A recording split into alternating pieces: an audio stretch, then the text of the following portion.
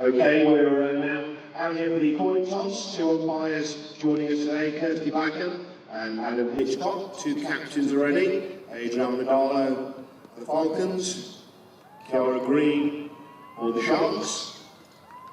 A few housekeeping rules here from the umpires to our two skippers.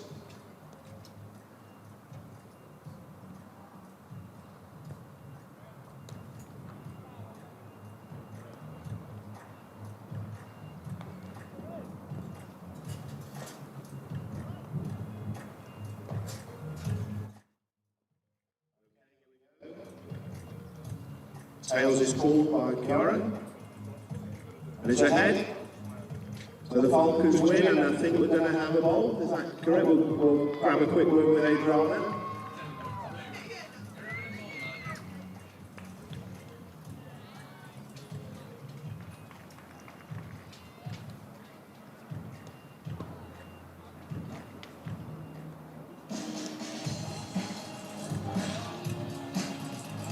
We're just joined by her game two.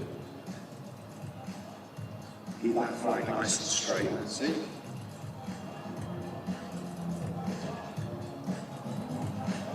And Adriana, we'll just grab a quick word. Great to be kicking off here today on a day like this. Yeah, it's absolutely fantastic. Some good weather at last. And you've already got some T20 pedigree behind you this season. Good start at the County Cup. Yeah, two fantastic wins, both at home. Looking forward to round three. What particularly pleased you about those two performances? The fielding has been very good. We've hit the first 6 overs pretty well as well, and yeah, we're just backing ourselves now. And happy to win the toss today, and just a quick explanation what you think is going to happen out there. So it's all out as confidence going into it. We've won the two T20s before bowling first, so confidence is strong. Keep bowling first, and I understand you've got a fan club here today. Can we hear Adriana's fan club? Are they still here? Wonderful stuff, look at that already. Best of luck to Adriana. I'll let you get off now. Thank you, Adriana. And just to recap there that the Falcons won the toss and they're going to have a bowl, and we'll be bringing you those two lineups in the next 5-10 minutes. Thank you very much.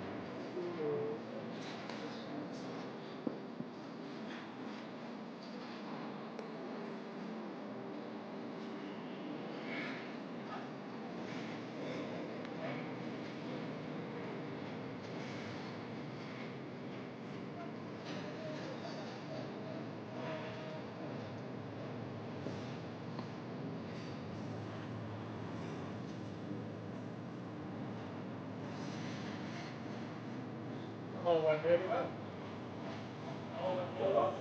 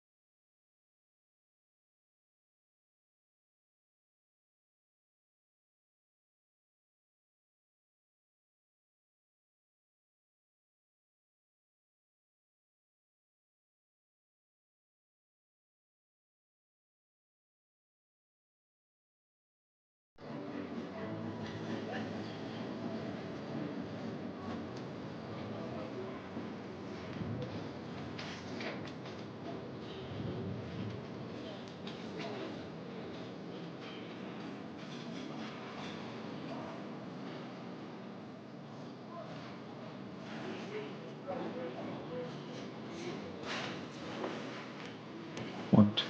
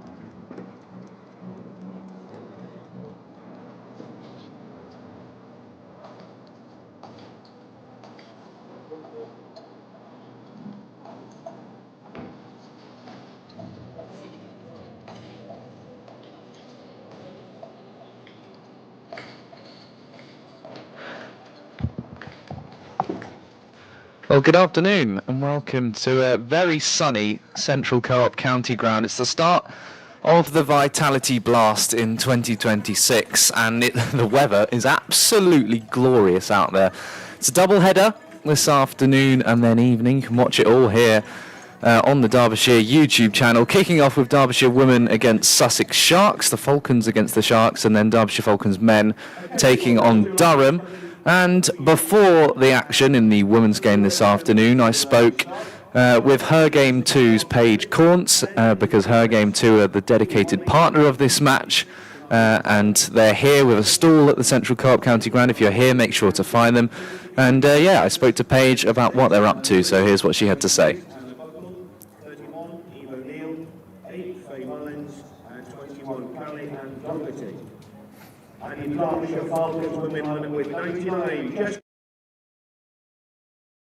You first of all, if they're here at the county ground. Yes, so we'll be right at the front of the fan zone as soon as you come into the ground to the main entrance, and then from there you can't really miss us. There's a big flag there saying Her Game 2, and you'll see either myself or Michelle, who is our ambassador for Derbyshire, as well there, all kitted out in the Her Game 2, so yeah, we'll be dead easy to spot. So what's sort of the purpose of your visit then, coming down? So the main thing that we want to do is obviously kind of celebrate the day. Obviously it's the first game of the Blast and the women and the men are playing kind of alongside each other, so that's always a great occasion. So they're celebrating the cricket and the start of the Blast, as well as using it as an opportunity to talk about our work at Her Game 2 and our partnership with Derbyshire County Cricket Club. A nice opportunity as well for people to come down and almost spark those conversations about women in cricket and in what's a big summer of women's cricket as well. Exactly, I think so much of what we kind of do is focused online. We are a campaign that started on social media, but the most important thing is having those in-person conversations, and that's where you get to meet new people, and that tends to be the case where ideas spark. You have certain discussions, conversations, and then obviously we've got the backdrop of the cricket, which is always a nice way to have a meeting. England women played in the T20 Wednesday night. It's really good, these double headers, aren't they, as well? It feels like, you know, if you're a fan of women's cricket or if you're new to it, this has been a really good week to be in Derby and come down and really be inspired. It's always great when England come to town. Obviously there's kind of the big fireworks and explosions that come with the actual game that's on the field, but then also the buzz around as well. I think that's also a huge part, and the fact that kind of women and girls, boys and men in the kind of somewhat immediate area have access to seeing those kind of superstars on the main stage, especially during, as you say, such a big kind of World Cup kind of summer coming up. Her game too has been massive in football, hasn't it? And you look at how the women's game has taken off in football and the attitudes to it. Is that sort of, are you trying to follow suit in cricket and in terms of working together? Yeah, so obviously we started off in football and that was where everything kind of sparked. From there we ventured into other sports, obviously cricket being one, rugby and ice hockey, and now gaming, which is fantastic. We know that the sports are two different, completely different beasts in their way. Obviously football is one of the biggest sports, the biggest sport in the country, and so I don't think we can directly copy that. We can tailor it to the different ball game that is kind of cricket, but I think there's definitely things that we can take kind of from that and using the momentum to move forward and kind of grow sport within this country. How big has this sort of new domestic structure for women's cricket been, and particularly the opportunities to bring things a bit more level? If you're a supporter, it's a little easier to follow the women's teams, and you have these double headers. I mean, I'm someone who's very much a county fan. Obviously, my accent usually gives me away, but I'm from the northwest, so Lancashire's kind of my original team, and I'd always wanted to support kind of my county's team. So I think it's so important to see that the counties kind of come together. Obviously, the regional area was so important for the development and the growth of women's sport, and making sure that players and kind of clubs are at the kind of capacity to be able to put on kind of first-class cricket. I think now it's definitely the right time to kind of bring the counties into that and to have you to be able to support Derbyshire men and women and it be kind of equal in that way. So then you can put your kind of county first, which is definitely something I can kind of relate to there. So then Derbyshire Falcons women against Sussex before Derbyshire men kick off their blast campaign against Durham, and you can find the Her Game 2 stand over in the new Falcons fan zone.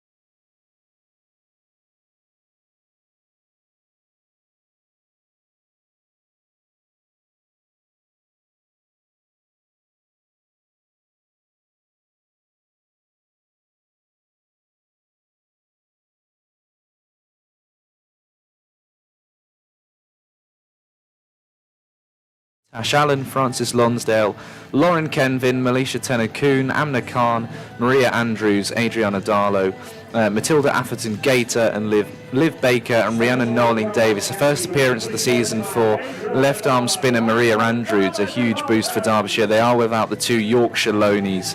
However, Rhea Fackrell and Rebecca Duckworth, they're back with their parent county. But Andrews making her first appearance of the season. She's been away with England under-19s on various camps.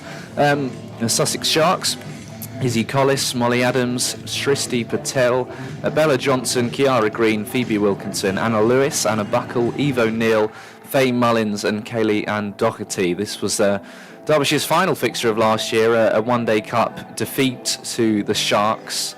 Rain got in the way ultimately, but the Sharks were well ahead of DLS, and they are walking out to bat first, Collins and Adams. Adams with a lot of Derbyshire connections through her dad, Chris.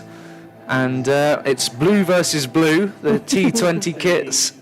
And Claire, over to you in beautiful sunshine here in Derby. A little bit of a breeze, you can see that in the players' trousers here.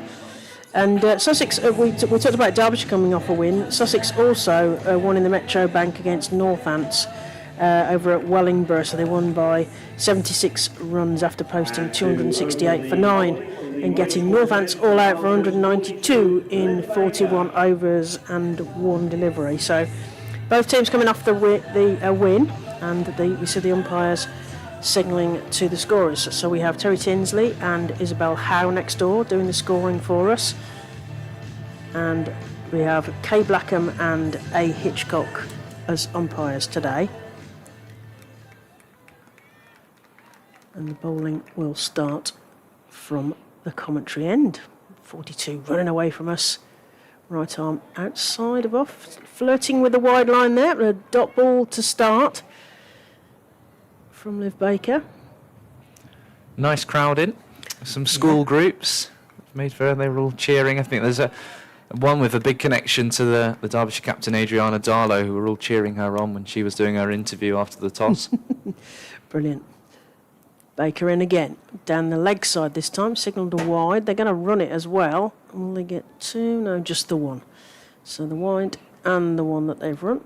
And that takes Sussex Sharks off the mark, if only on an extra. The Australians call it sundries, which always makes me think about ice creams. I think about Sundays, not sundries. Anyway, it's distracted already by food, which is not a good start, is it?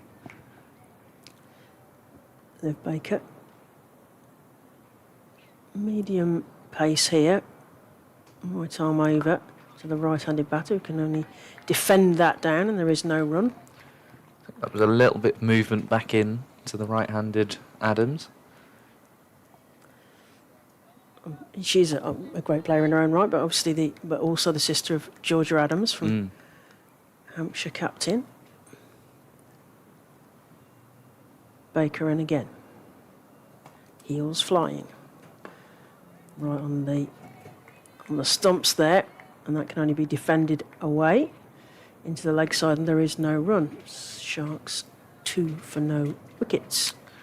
Yeah, interesting Derbyshire side. Nice balance to it. They've got the seam options, plenty of spin options. Darlow, Andrews, Amna Khan as well. Seems quite a well-balanced side. Ooh, on the pads, there's a sort of muted appeal, but I think it was a bit more hopeful than anything else. Yeah, missing leg by the looks of it. Yeah. It is warm. It's warm in the commentary box. It's even warmer out there. There's a bit of a breeze though. I was out there with Paige on the ground, and it was quite windy. But it seems like that's died down as well, so they'll be feeling it out there. Suddenly launched into summer, as you mentioned earlier. That's flicked off the legs by Collis and straight to the fielder at long leg, and there is a single on offer. Sussex moved to 3 without loss. So a little bit of a breeze out there. It's very warm in here, which is lovely. But we seem to have gone from needing a lot of big jumpers to suddenly we're in shorts and t-shirts, which is lovely, and makes us feel a lot more like summer as Baker moves one of her fielders on the leg side into slip. Maria Andrews going into short third. Again on the pads, they're going to take a quick single here. Worked into the leg side. And that's just the end of the over. So at the end of the first over, Sussex are 4 without loss. And yes, sort of quiet, sedate start for the first over. A little bit finding the lines really here. As you mentioned, if it's windy, that might be a little more challenging. Yeah, it's a tidy start from Baker. There wasn't a lot to get at because of that line. And see Melisha Tenakoon then from the city end with Darlow in at slip. Third will be on the boundary and then deep square as well. Collis is on strike. Yeah, we've got, with it being the double header, we've got the music to accompany. We've got the announcer as well. It's some good music this afternoon, I have to say. Yeah, had a bit of a boogie in here before the game started. Tenakoon then sharing the new ball. It's a little bit of movement into Collis, no run. So yeah, an enjoyable T20 Wednesday night. Alice Capsey stealing the show, opening the batting, and we thought at one point New Zealand were off towards a big score, those sixes off Eccleston, but a good game. And Sophie Devine took a bit of a liking to Sophie Eccleston. Those were flying, some of those sixes, they but were encouraging for England. Yeah, let's hope it's a good start of a good summer. Gets funky and is bowled. It's a brave shot early on in the innings for Izzy Collis to bring out, and Tenakoon went full and straight, and Derbyshire on the board, 4 for 1. That was a real you miss and I hit.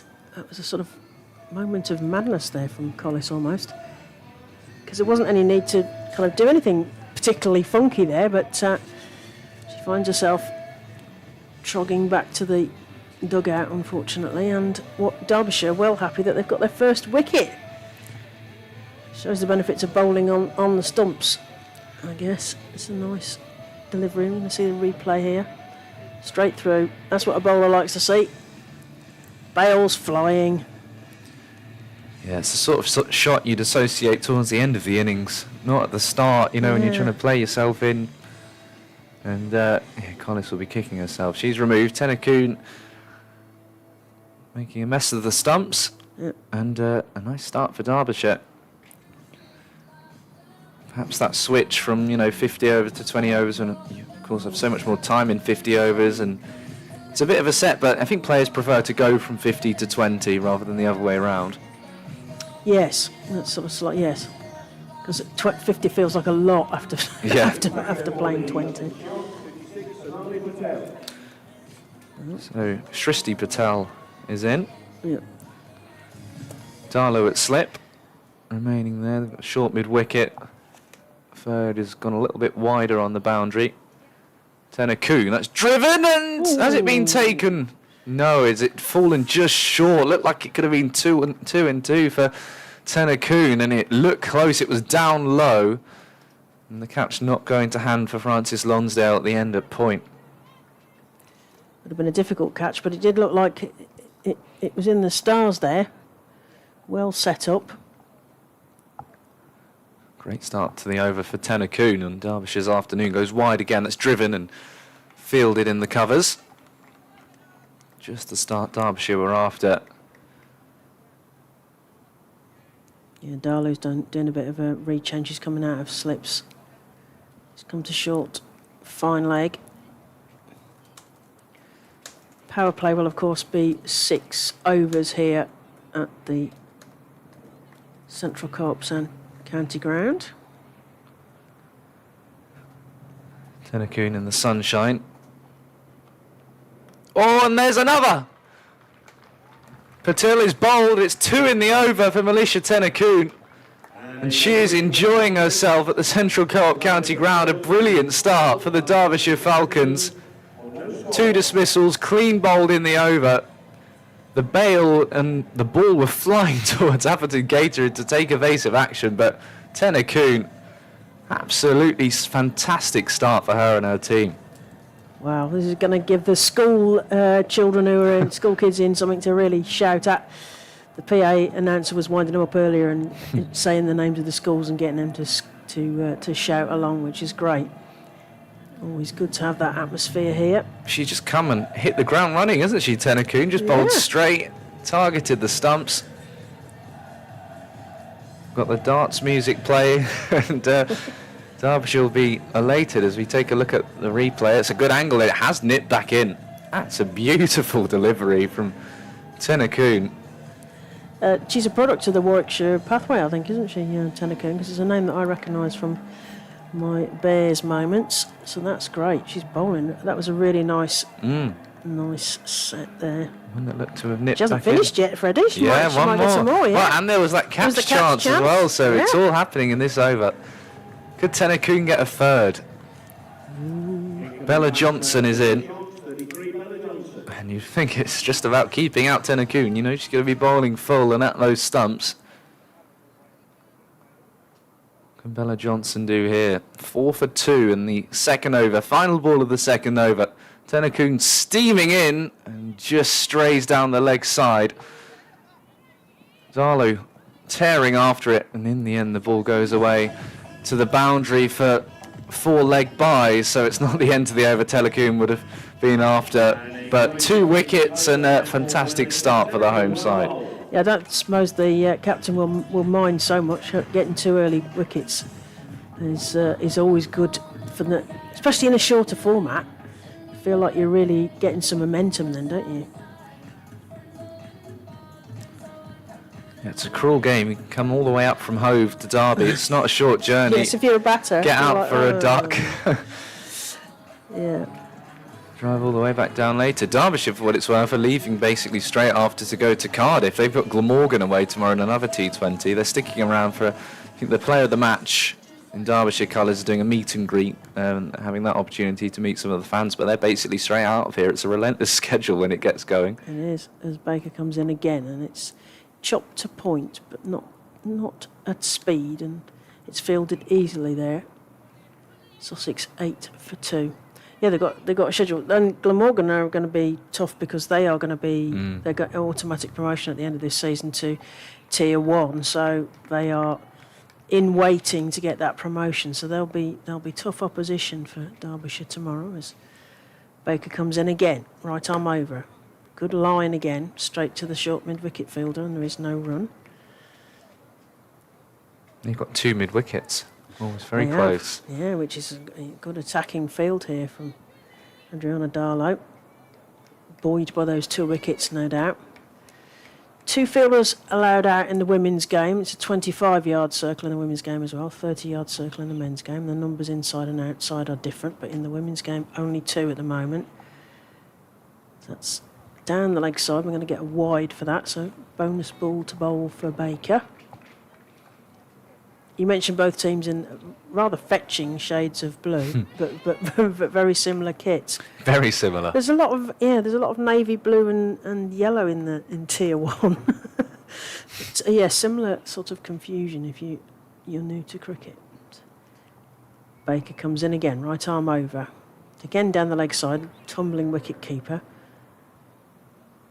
They're going to come back for 2. And it's going to be... Did that come off the bat? No, it's going to be leg buys. Leg buys signalled by the umpire. Just not quite hit the line she'd have liked, Baker, compared to Tennacoon, who was sort of bang on the money. A couple of these have just drifted onto the pads or down the leg side. It makes the score a little more respectable in the third over. Adams to face again. She can only defend that down straight to Adriana Darlow, who's at short cover, and there is no run. Adams's shoes are very bright, sort of orangey red, zingy coloured shoes. She's an under-19 international for England, this Molly Adams. Baker comes in again. Oh, past the point field. That's a nicely played shot. Stroked out, and that's going to be 4 runs. So nice boundary there from Molly Adams. First boundary of the bat, I think, in these opening overs, start of the blast. And pinged off the bat, waited on it nicely, opened the face. 3 point for 4. You got a stat about Molly Adams. You got 104 not out off 146 balls or something in the win against Worcestershire. Is that right? I don't think I've got that Have you stuff. not? You take the credit, right, Claire. take the credit then. All right then. But Molly Adams is no stranger to a big score. Baker to continue with her right arm medium. They've put a short third in on the 25-yard circle there of Derbyshire. Looking for a catch, no doubt. On the pads again. Sort of nurdled down in front of her, and there is no run. Sussex Sharks there at the end of 3 overs. Sussex are 15 for 2. 2 early wickets, 1 clean bowled. Both clean bowled, 2 clean bowled by Tennacoon. So Derbyshire with the tails up. So we're going to go through the power play, aren't we? 6 overs. Yeah. And then I am going to be joined by Paige Courts yes. from her game too, and she and I are going to have a little chat. And Freddie's going to get himself a cup of tea, and then Even ice cream. ice cream, yeah. Oh, I got the ice cream van around there. Yeah. I think by the time I come back, there'll be no more, but that will be tempting later on. There's a new Falcons fan zone as well, where Paige is at the moment, along with Michelle from her game too, who's the sort of Derbyshire rep for her game too. That was brought in for the England game this week, the England women game, and so that's Derbyshire just at the back, aren't they? If you yes, the have a little foundation. go. So there's plenty on if you're Lots coming going on. down. And I'm sure that will stay the same for the Blast games over the summer. So that new fan zone. So if you come in through the gates, it's on your right as you walk round. Oh, there's another one! It's a bad day to be the stumps when Militia Tennacoon is bowling. She's got a 3rd wicket, all of them clean bowled. And another Sussex batter is making the long walk off. This is an exhibition from Militia Tennacoon. I mean, don't bother with the fielders. Go straight through. Why not? Take the direct route. Brilliant. It's a great spell. A dizzying start from Derbyshire. Wow. It's giving the fans something to shout about. As you were just trying to explain where the fan zone was. Tennacoon had other ideas. Yeah, don't leave She your was gonna seat, actually. Rearrange the furniture. And that ball, she won't want to take. They won't be able to get the ball off her, I don't think. No. I was just starting to think, are you going to... Usually you might see a bowler bowl no more than 2 in the power play. You're going to have to give her a 3rd. I think you might. Sussex 15 for 3. Tennacoon's figures, 1.1 overs, 1 maiden, no runs, 3 wickets. Remarkable. Of course, last year there was geographic split, wasn't there, for this tier. So Sussex found themselves 3 out of 5 in the south bit, and Derbyshire unfortunately didn't get off the bottom for 5 out of 5 in the north group. Tennacoon again, full again, and defended by Green. I think they're going to have to just be really watchful against Militia Tennacoon. That's not watchful. That's a poor throw to the keeper, goes over Atherton Gator's head, and that's the first run. I say run against Tennacoon, and that'll wind her up slightly because that was completely needless. Yes, if she's one of those bowlers that has steam coming out of her ears, she would deserve to have some steam coming out of those ones. It's another ball that just a bit of shape back in, out of the hand from Tennacoon. She really is steaming in. The knees are pumping. Kiara Green, the Sussex captain, is a little wider, and she's punished that. We were saying if they're going to be a little bit more watchful, it's down in front of where the ground staff are located, and she's smashed that to the boundary for 4.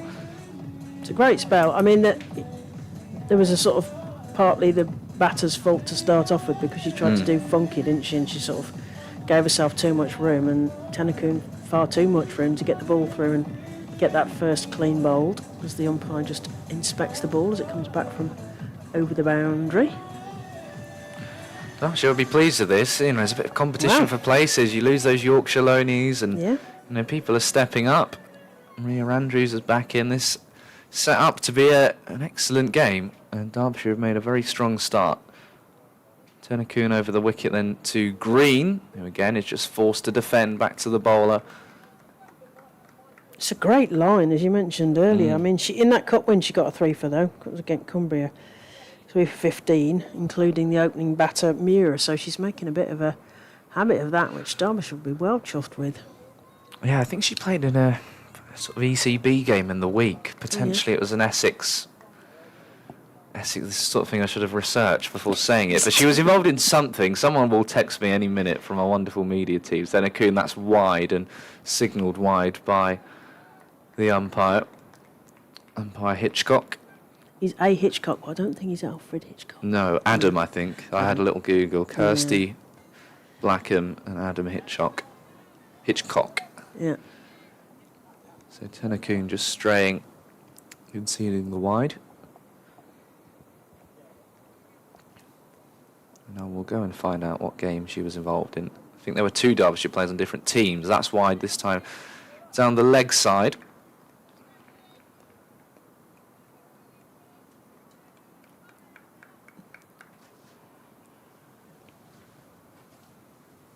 Beautiful sunshine here. Central Co-op County Ground.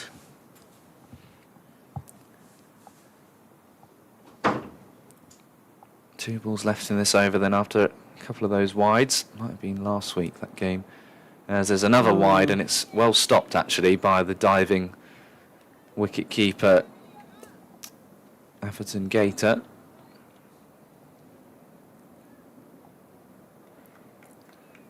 Just taking a bit of the gloss off the start from Tennakoon, unfortunately. Yeah, 3 wides in a row. Yeah, just needs to get her sights in again. Take a breath, top of her run.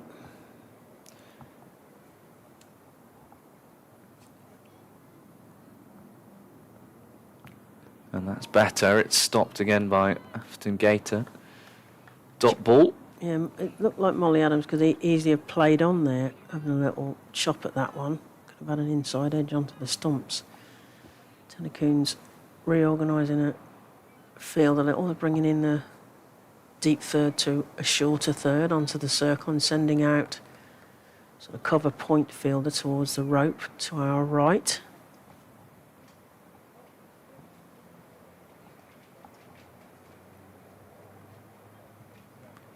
Leading her over then, and using her feet was Adams. Kept Atherton Gator interested for a moment, so end of the over. A wicket coming, and then an expensive one with some of those wides. 23 for 3 after 4. Yeah, we've got 2 more overs of the power play here. Derbyshire will feel like they've got some key wickets there, all clean bowled as well, which is always pleases the bowlers. So, and the question now will be, how will the captain handle this? Will they keep the bowlers on? Will there be a chopping and a changing? You can see the wind blowing the umpire's ponytail and the trousers of the players. Just perfect cricket conditions out there. There's just a feeling that Molly Adams is getting a little bit frustrated. I mean, she's probably aware that they need to get going, don't they? And, you know, for the fact that they've lost wickets, they need to be putting some runs on the board here as there's a change of bowling. And we'll see Lauren Kenvin, another product of the Warwickshire. There's quite a lot of the Warwickshire player pathways. Lauren Kenvin. Yeah, I've had a look at, make it at least 7 sort of bowling options for Derbyshire, so they're able to chop and change. You've got the spinners, variation, the seamers as well. Lauren Kenvin took a wicket in that win over Cumbria in the Cup. Took 1 for 22. She comes in again, right arm over. Medium pace, straight back to the bowler, and there is no run. Nice sort of trigger movement for Kiara Green. Sets up sort of on leg stump and takes a big stride across with that momentum into the ball.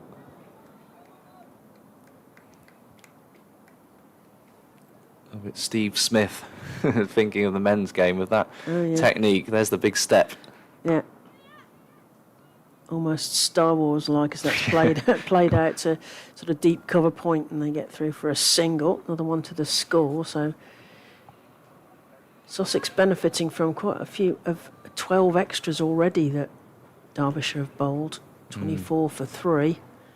Adams on strike. She's looking slightly frustrated. Is that going to continue as Lauren Kenvin comes in from the end that we're at, the racecourse, and that goes down the leg side. Stopped by the wicket keeper, so it's just the wide. Yeah, there are problems at both ends now with those wides down the leg side. It may be the windy conditions. I never liked playing in windy conditions. It was very difficult to predict the bounce, particularly batting. But I'm not as a bowler, so I imagine it's Still windy out there, challenge. Paige? You've walked round. Paige is nodding, so that's our reporter on the ground. That's dotted down, and there is no run. The weather expert. Yeah.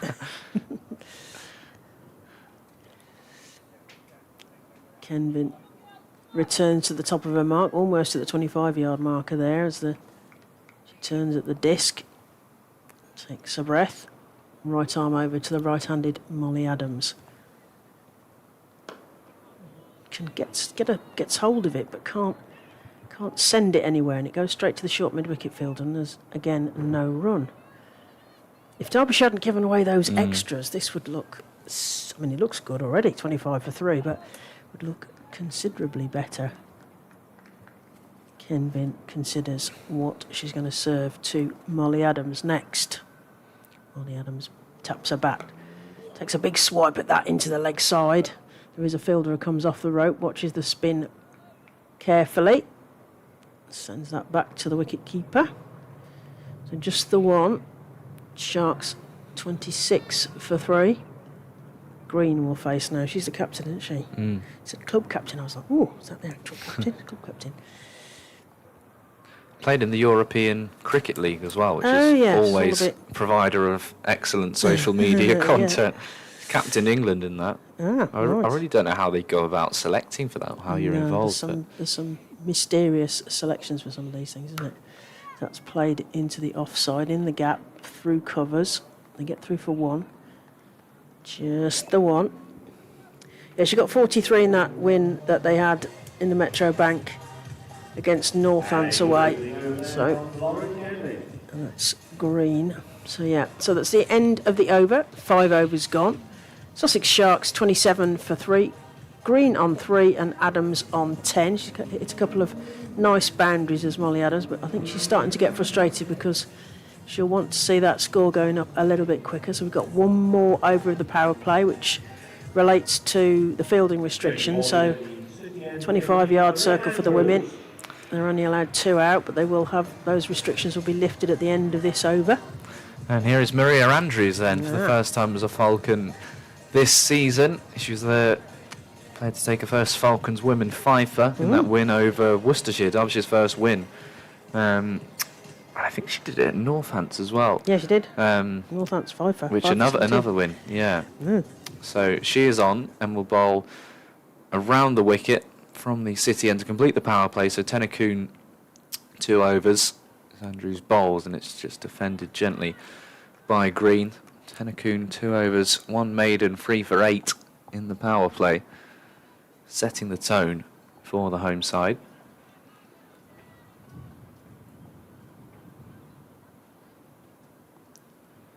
Andrews a little wider on the crease, and there's another one. Well, Tennakoon replaced Andrews, our first Derbyshire game of the year, into the attack and gets the Sussex captain Kiara Green clean bowled once more. For the 4th time a Sussex player is clean bowled. We're going to be asking Hypercourse for the first time however many clean bowls has gone up top of the batting innings at this rate. Derbyshire well chuffed with themselves. All clean bowled. That's amazing. And we had a catch chance, but it was a hard one. Maybe it's good that didn't go to hand, because Yeah, we'd have had a 'cause- catch to ruin it. yeah. Keep the bowlers happy. Keep the captain happy. Yeah, so pace has been replaced by spin, but still accurate, which is excellent. 27 for 4. You can see the angle of her walking off. That's our new roaming camera. We can get around the ground. It's exciting. Down behind the boundary. Daisy. Was it the Roman camera you were doing with interview with Paige? No, that wasn't the smallest camera you'll ever see. As we see a replay of that. It's called a gimbal, I think. And Henry, it's very small, smaller than sort of a GoPro or an equivalent. So very impressive. So then Andrews what a start to her campaign. And she will bowl to Phoebe Wilkinson. Get a little wider on the crease. That's cut away nicely behind square for 4. So Wilkinson gets away with a boundary. Yes, despite being middle order, Phoebe Wilkinson got 88 and top scored against Northants in their win in the Metro Bank. So Derbyshire need to be watchful here.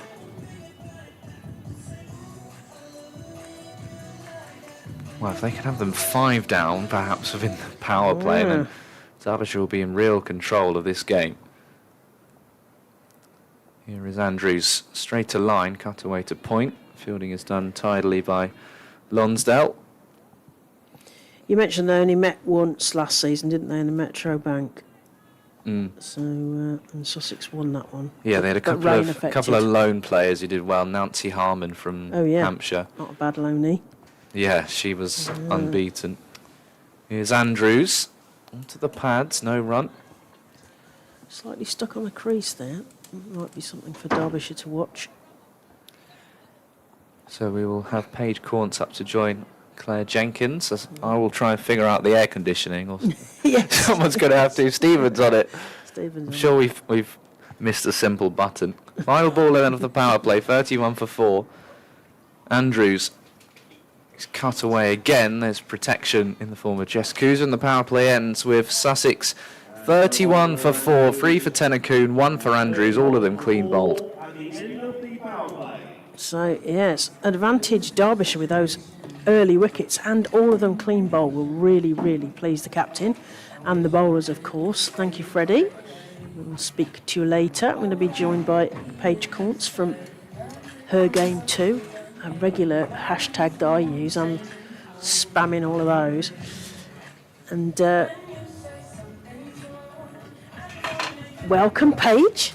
Hello. Nice to have you in. Thank you very much for having me. It's a beautiful day for it. Yeah. Feels like cricket. You getting the itch to play, or? Yeah. Yeah? A little bit, yeah. Although it's much better sitting on the sidelines with a nice cold drink than being out there sweating and there is that. The pressure. Kenvin, to return from the racecourse end, tried to chop that, but only succeeds in under-edging it down onto the floor to the wicketkeeper, and there is no run. I sometimes get the itch when you get around the outfield and you think, oh, that looks really nice there. I fancy a bit of field in there. You don't get that? No. Not as much, although I was speaking to a few earlier. Obviously, we had the England game here on Wednesday, and a lot of people kind of coming here seeing that and wanting to get back out there themselves. It's great inspiration, isn't it? Always a big wind-up. That's gone up and over. That's going to be 4 runs, I think. 2 bounces, 4. Lovely shot there. It's a big wind-up, didn't she, Paige? You could see that kind of her eyes lit up, and took a big chunk of that one. It wasn't Adams gets another boundary. Timed, but went far enough that it went over the field. That's all you want, especially as we just come out the power play. That's right. Sussex moved to 35 for 4. Words of advice to Lauren Kenvin as she comes in again. Right arm over to the right-handed Molly Adams. Takes another swipe. Only gets the edge of it, and it peels away to third, who comes off the rope. And they just get the 1. So they're starting to get the score moving here, but they will have wanted to get a lot more, I think, in that power play. Derby should be pleased with himself for, you see all those clean bowls? Amazing. It's the best way to kind of get a wicket, isn't it, as a bowler, so you're happy with that. So hopefully we can get all 10 that way, and then just, I imagine, some form of record or close to. I wonder if Hypercoaster's got a good He'll be on it if he's watching us. Mind you, there's a lot of cricket going on today, and he gets across a lot of cricket. I don't know if he's listening. We'll find out in a bit. Kenvin in again. Nice line, but that's worked backward of square, past the umpire. Fielder comes off the rope. They just get the 1 run, so 37 for 4, partnership of 10. And we can hear some motorbikes in the distance, the thrum of the engine. So had a nice chat with Freddie. He did, which is a really nice interview before. I'm sure that'll be, you can watch that back if you're on YouTube. Remember to press the like button so you can find help other people find this. And subscribe and comment. Yeah, subscribe and comment indeed. Kenvin into Adams. Ooh, because head height, I think this is going to be a no ball. It is. Signalled a no ball. There was a sort of change of mind, I think. Molly Adams thought, shall I have a good thunk at that, or shall I just let it go past?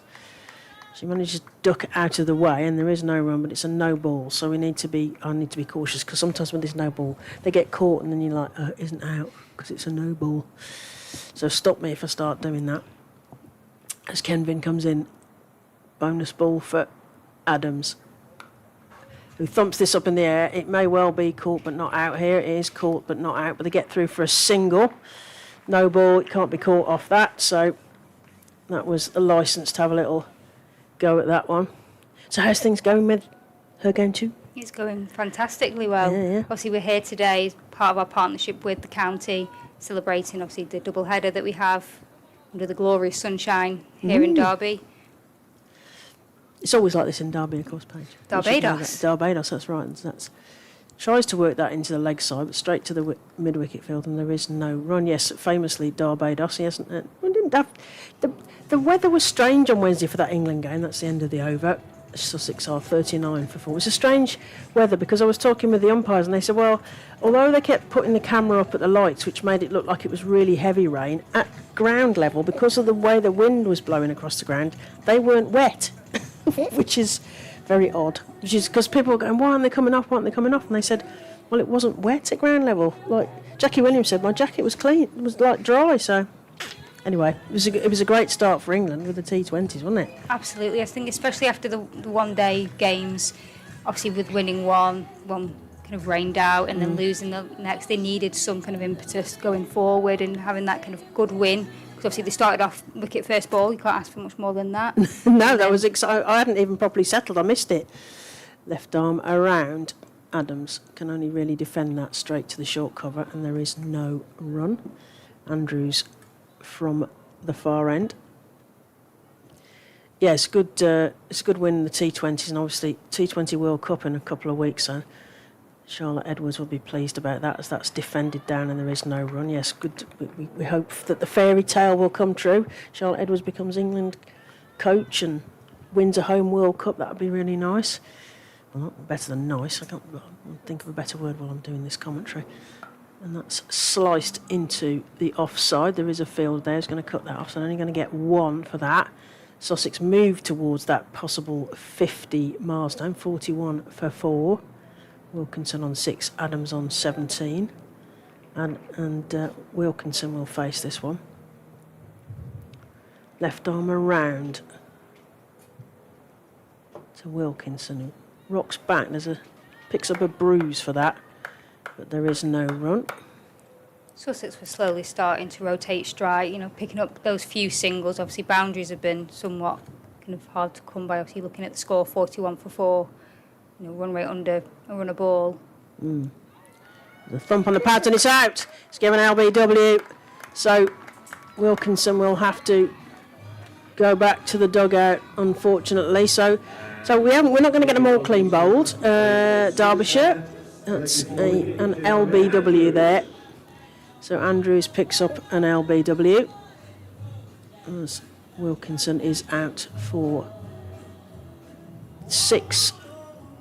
I think other than the kind of wides that were bowled in the first kind of few overs, I think Derbyshire have been really kind of clean with their bowling. Obviously 5 wickets, when we're not even 8 overs in. It's fantastic. No, they'll be well happy about that, won't they? Clearly have somewhere to be. Yeah, they do. Yeah, well, they do, actually. Freddie mentioned that earlier.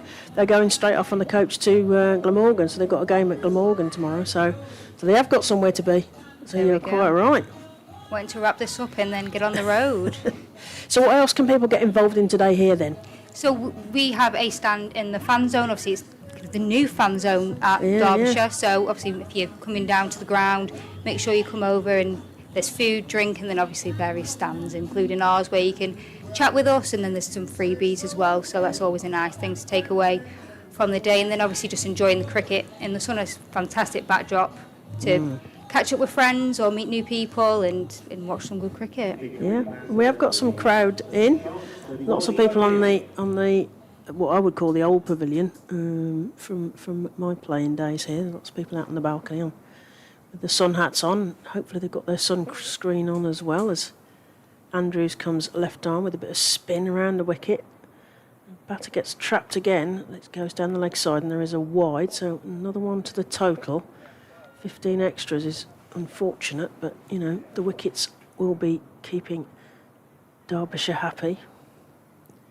Again on the pads, there's a big shout again. It's just sort of getting a good line here, confusing the batters, and that's the end of another over. So 8 overs gone. Sussex are 42 for 5, Wilkinson on 6 and O'Neill on 0. So if people haven't come across Her Game 2, how would you kind of sum it up in a kind of nutshell? We are a voluntary and unfunded campaign that works to tackle sexism across sports. So we have different branches in different sports. So it originated in football. Obviously, we're here today to talk about cricket, but then we're obviously in other sports as well. And through our work, we want to inspire and encourage women and girls to get involved in sport and actually do things to tackle the sexism and misogyny that does exist within sport still. We've come a long way over the last even just few years, and if you look further back, decades or so. But obviously there are still little things that we can do to kind of push the game forward. Obviously the ECB has a mandate now to become the most inclusive team sport in England and Wales, and hopefully we can play our part within that. So you can easily find us on socials or online. Brilliant. It's the captain who is hit too long on by Adams, and they get through for a single. And that's is it Lauren Kenvin from this end still. No, I think it's Darlow. They've got, yes, Darlow. They've just changed the scoreboard. I'm sorry, I think that was the captain. Bowling over the wickets to the right-handed O'Neill, who's yet to get off the mark. She rocks back, plays that into leg side. Deep mid-wicket will come in and field that. They are just going to get the one. Yes, just the one. Another one to the score, so heading towards that potential 50 for Sussex here. They will, as Paige mentioned, they'll need to start moving the score on here because they want to get a bigger total to defend when they're in the field as Darlow comes in again. Bit of guile with the spin bowl. Derbyshire have done well at keeping them down, the Sussex batters, kind of restricting them just to those ones. There's not even many kind of twos kind of going through either. That's right. And Darlow tends to be quite economic as Adams has to go back and can't get the ball away. Adams increasingly frustrated, I think, because Darlow took a couple of wickets in that win against Cumbria, 2 for 7 off her 4 overs, and the best economy, and a couple of catches, as Adams still struggles to work out how to get this ball away. She has a little word with herself, and Darlow to continue. Pressure's building on the Sussex batters now. Yeah, they're putting the spin lid on this. That's played to mid-off there. They just get through for a single. And that's the end of another over. So another over ticks by. 9 overs gone. Sussex are 44 for 5. O'Neill on 1 and Adams on 19. Sussex, you get the feeling that Sussex are trying to, starting to get a bit itchy here, need to move the game on a little bit. So Her Game 2, so there's sort of there's kind of call it out, so you're making it easier for people to call out sexism and misogyny and stuff in sports. Is there that, and then there's ambassadors in each of the clubs and counties and things? Pretty much in a nutshell, yeah. So we have our reporting platform, which is where people can go to highlight their experiences, and then we can deal with that as the bowler comes in from the city end. Adams plays that straight to cover and there is no run. So your platform allows people to just do that really easily. Yeah, it's a form on our website, so you go to hergame2.co.uk/report, and then from there you just enter the information that you feel comfortable to do so, and then you can do it anonymously as well, which is obviously incredibly important for some people. Yeah, the bowler comes in again. It's gone up in the air. It's gone up and over the field. Doesn't anybody underneath that? Has it gone for 6? No, 4. It's a well-needed 4 runs. Yeah, that was it went a long way up, and you can see everyone looking up thinking, there's nobody underneath that. But 4 runs there. So Adams leading the charge here. She's on 23 off the 32 balls she's faced. Not nearly at that 50 over mark. Sussex 48 for 5. Adams to face again. Just defends that straight to cover, and there is no run. In most cases that would have kind of relieved some of the tension that was starting to build, but obviously as each over goes by, the run rate is just kind of getting that little bit lower. So we need to kind of keep at these boundaries. Yeah, that's played into the offside. Fielder comes in off. Just a single. You just get the feeling that Adams really wants to move the score on. She can't quite work out how to get the ball away here at Central Co-op County Ground as they send Tanakun out to backwards square deep onto the rope here. Andrews left arm round again. It's just defended down. Nice line here from Derbyshire. Sussex edge closer. 49 for 5. O'Neill on strike.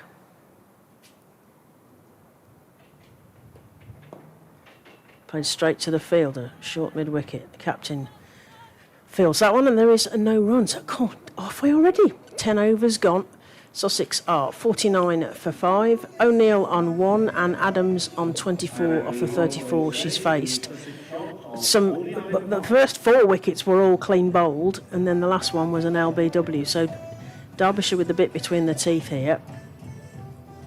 People can become an ambassador if they want to be, if they're a club, or how do they do that? Yeah, so they can get involved in our team. We have a range of roles that are available. We are quite a small kind of campaign on the cricket side, so we're kind of happy to tailor to what people want, but you can kind of represent us and champion our work. So that's worked into the leg side. They're going to get through for a single. Stays within that 25-yard circle, so good fielding from Derbyshire, just a single. And these are all unpaid, but there's obviously an opportunity for some profile and, you know, doing some great workings there, isn't there? Yeah, so we're all voluntary, so I have a full-time job around what I do. Today's a day of annual leave for me. O'Neill rocks back, plays that through the umpire at square leg.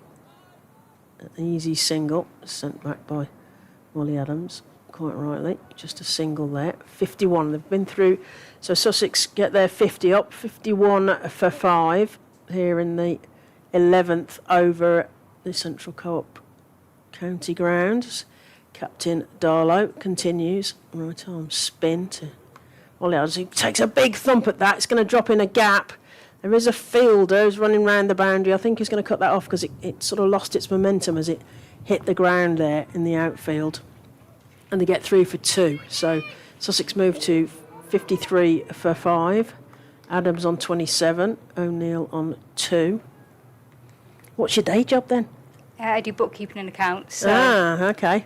very different. Numbers for you then? Oh, I'm no good with numbers. Darlow And you're comes into in cricket? again. No, yeah, that's right. I remember that as a dot there. I turned up at Edgbaston one time and they were asking me about. It was during COVID, so there was you have to have your temperature taken, and they said, "What's the number?" I said, "I don't do numbers. I can't remember." They said, "Are you scoring today?" Which I wasn't. I was commentating. That's going to be a huge 6. Oh my goodness! I thought the window was going to get smashed then. It was. It went into the. That was a huge 6 from Molly Adams. It's gone into the sort of corral in front of a building down to our right here. I thought it was heading towards the windows there. I hope there's nobody in there because that would have been quite dangerous. There was a huge 6 from Molly Adams who's looked increasingly frustrated and obviously finally saw one with her name on it and sent that into the facilities of the ground staff down to our right. They've got to find it first, then they've got to get it back. So tell us a bit more about her game 2. So what's next on the agenda? Where are you going? You've got more games like this where there's a her game 2, and yeah. So we have one with Gloucestershire, another double header, and then we've got. Because they've been big supporters, haven't they? Gloucestershire. They have. So Gloucestershire were actually kind of the starters of her game 2 in cricket. So obviously we started in football, but then kind of owing to the success in that sport, Gloucestershire reached out, and this was prior to the ICEC report that came out, so before kind of sexism and misogyny was really in the conversation at that time, so it was really proactive from them and alongside Western Storm at the time. So a lot's changed since those days now. Yeah, it's gone from regions to counties now as Darlow continues on the racecourse end. It's Nurdle to long off, and there is 1 run. They think about 2. They're going to go 2 because there's a bit of a misfield in front of us. 2 runs. Slightly sloppy there from Derbyshire.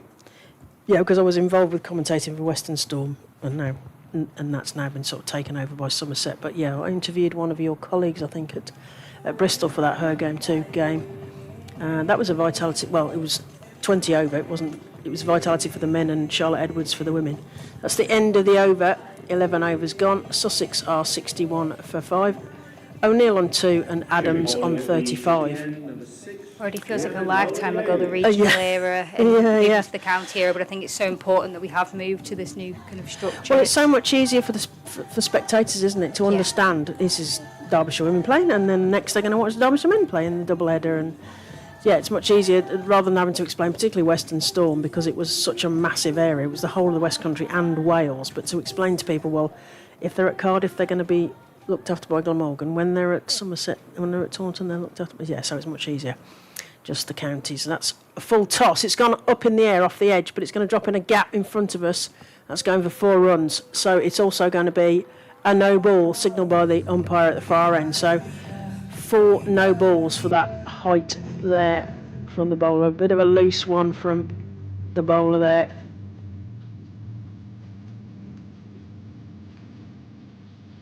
As the DJ gets pumping up. So will Sussex make the most of the fact that they've got a free hit here as the umpire signals we're off to the rodeo? O'Neill to face it. Sent into the leg side, but straight to mid-wicket, where that's fielded. So they didn't get advantage from that. No ball extra there. Couldn't get the ball away. So a nice line there from the bowler. We've all had those experiences of our first ball going haywire. Yes. So very relatable there. We have indeed. Right arm over. Oh, straight through to the wicket keeper. Didn't manage to get any bat on that, so that's just a dot. Nolan Davies to continue from the City end.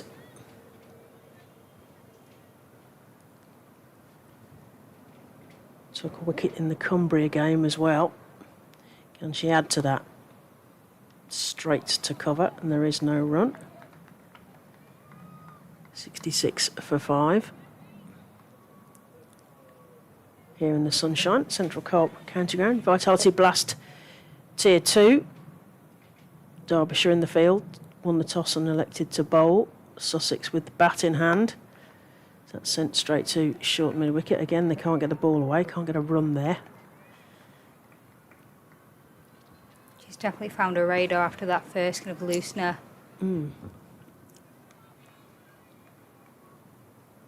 Immediately straight on it for the no ball. Yep, and there's a bit of a field change here, so they're moving the mid-wicket into fine leg and they're bringing in the short third, I think. Just waiting for the music to stop. Indeed, that's what happens. Rocks back straight to the fielder. They've got the field set well here, Derbyshire. The ball is going to them, which is always good. Bowlers bowling to their field, keeps the captain happy. Little word from Adams to her colleague O'Neill. It's played up in the air, but it's going to go into a gap at mid-wicket. Fielder off the rope, just the one. Didn't quite get hold of that, and that's 12 overs gone. Sussex are 67 for 5. O'Neill on 7 and Adams on 35. So how else can people get involved with Her Game Too? So you can become an ambassador, you can call out sexism on the template that you have on the websites and social media, etc. How else can people get involved? Buy a t-shirt. Obviously, we are unfunded, so any kind of merchandise sales do help, and obviously it's nice to kind of just promote the message that is, sport is Her Game Too. And obviously, if you are part of a club or organisation, you can partner with us as well, and then through that we can help support in the various ways that we can, and we act as kind of a consultant kind of capacity, especially for kind of recreational clubs. So helping them set up their women and girls sections or kind of grow their women and girls sections. Obviously, that's a huge part and of it. Make them more welcoming, perhaps, for exactly, just spotting those things that might put folks off, etc. Bakers to continue from the racecourse end. It's in the air, but it's going to go into a gap. Will they cut it off below us? There's a fielder running around. She won't. It's 4 runs, 4 more runs. So that's O'Neill starting to get going here.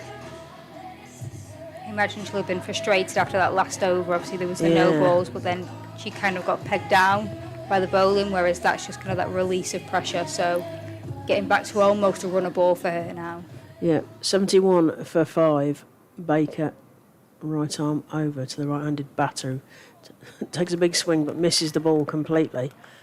I was a bit worried she was going to turn around and hit her stumps there. We were at the wrong angle to tell because we're looking straight down the wicket where we are. It's a big swing, but there was no ding, as they say. Big swing and no ding. Again, something most of us can relate to if we've been out in the field before. We do with the golf as well as the cricket.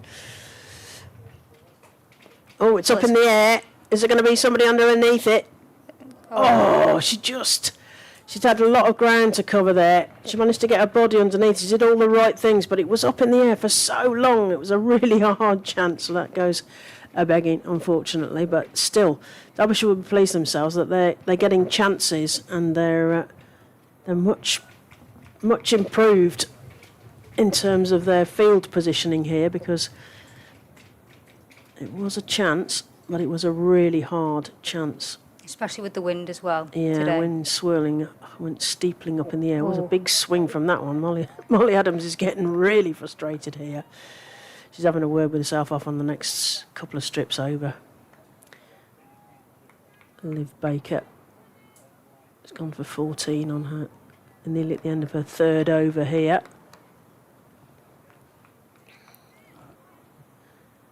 She's altering the field. She's bringing up her... It was a deep fine leg. It's coming possibly into the circle because long on is going back to the rope in front of us. Short third. The other side as well. Baker in. It's up in the air. Oh, and I think that's 6. Is it going to be 6? Or is it going to be 4? What's the umpire going to signal to us? I'm just asking the fielder whether it went 6 or 4 there. Spectators, anybody know? They're giving it as a 4. Yeah, it's difficult to tell there in the sunshine, and it was very close to the rope, as was the fielder. I'm going to see probably a replay. But the fielder was running round. It was in the air for a while. 4 runs given, 4 more to the total. Sussex 76 for 5 as Baker comes in again. Adams down the left leg side, and there's going to be a wide. Another one to the total. Extras is going to be worrying for the captain because they could really do without having given away 17 runs, because the total would look a lot less. If you miss the beginning, 4 clean bowls and an LBW has taken us to this point, 77 for 5. That's another wide there, just looking slightly tired there with that last bit of action. Liv Baker. I was trying to overcompensate and then goes too far. Liv Baker is a product of the Blaze Academy. So we've got players from quite a few different sources on offer here today. Good line then, that's worked into the leg side. Fielder comes off the rope at deep square. They come back for 2 without risk in the end. 2 more to the total for Sussex. 88 for 5, and that's 13 overs gone. O'Neill on 12 and Adams on 41.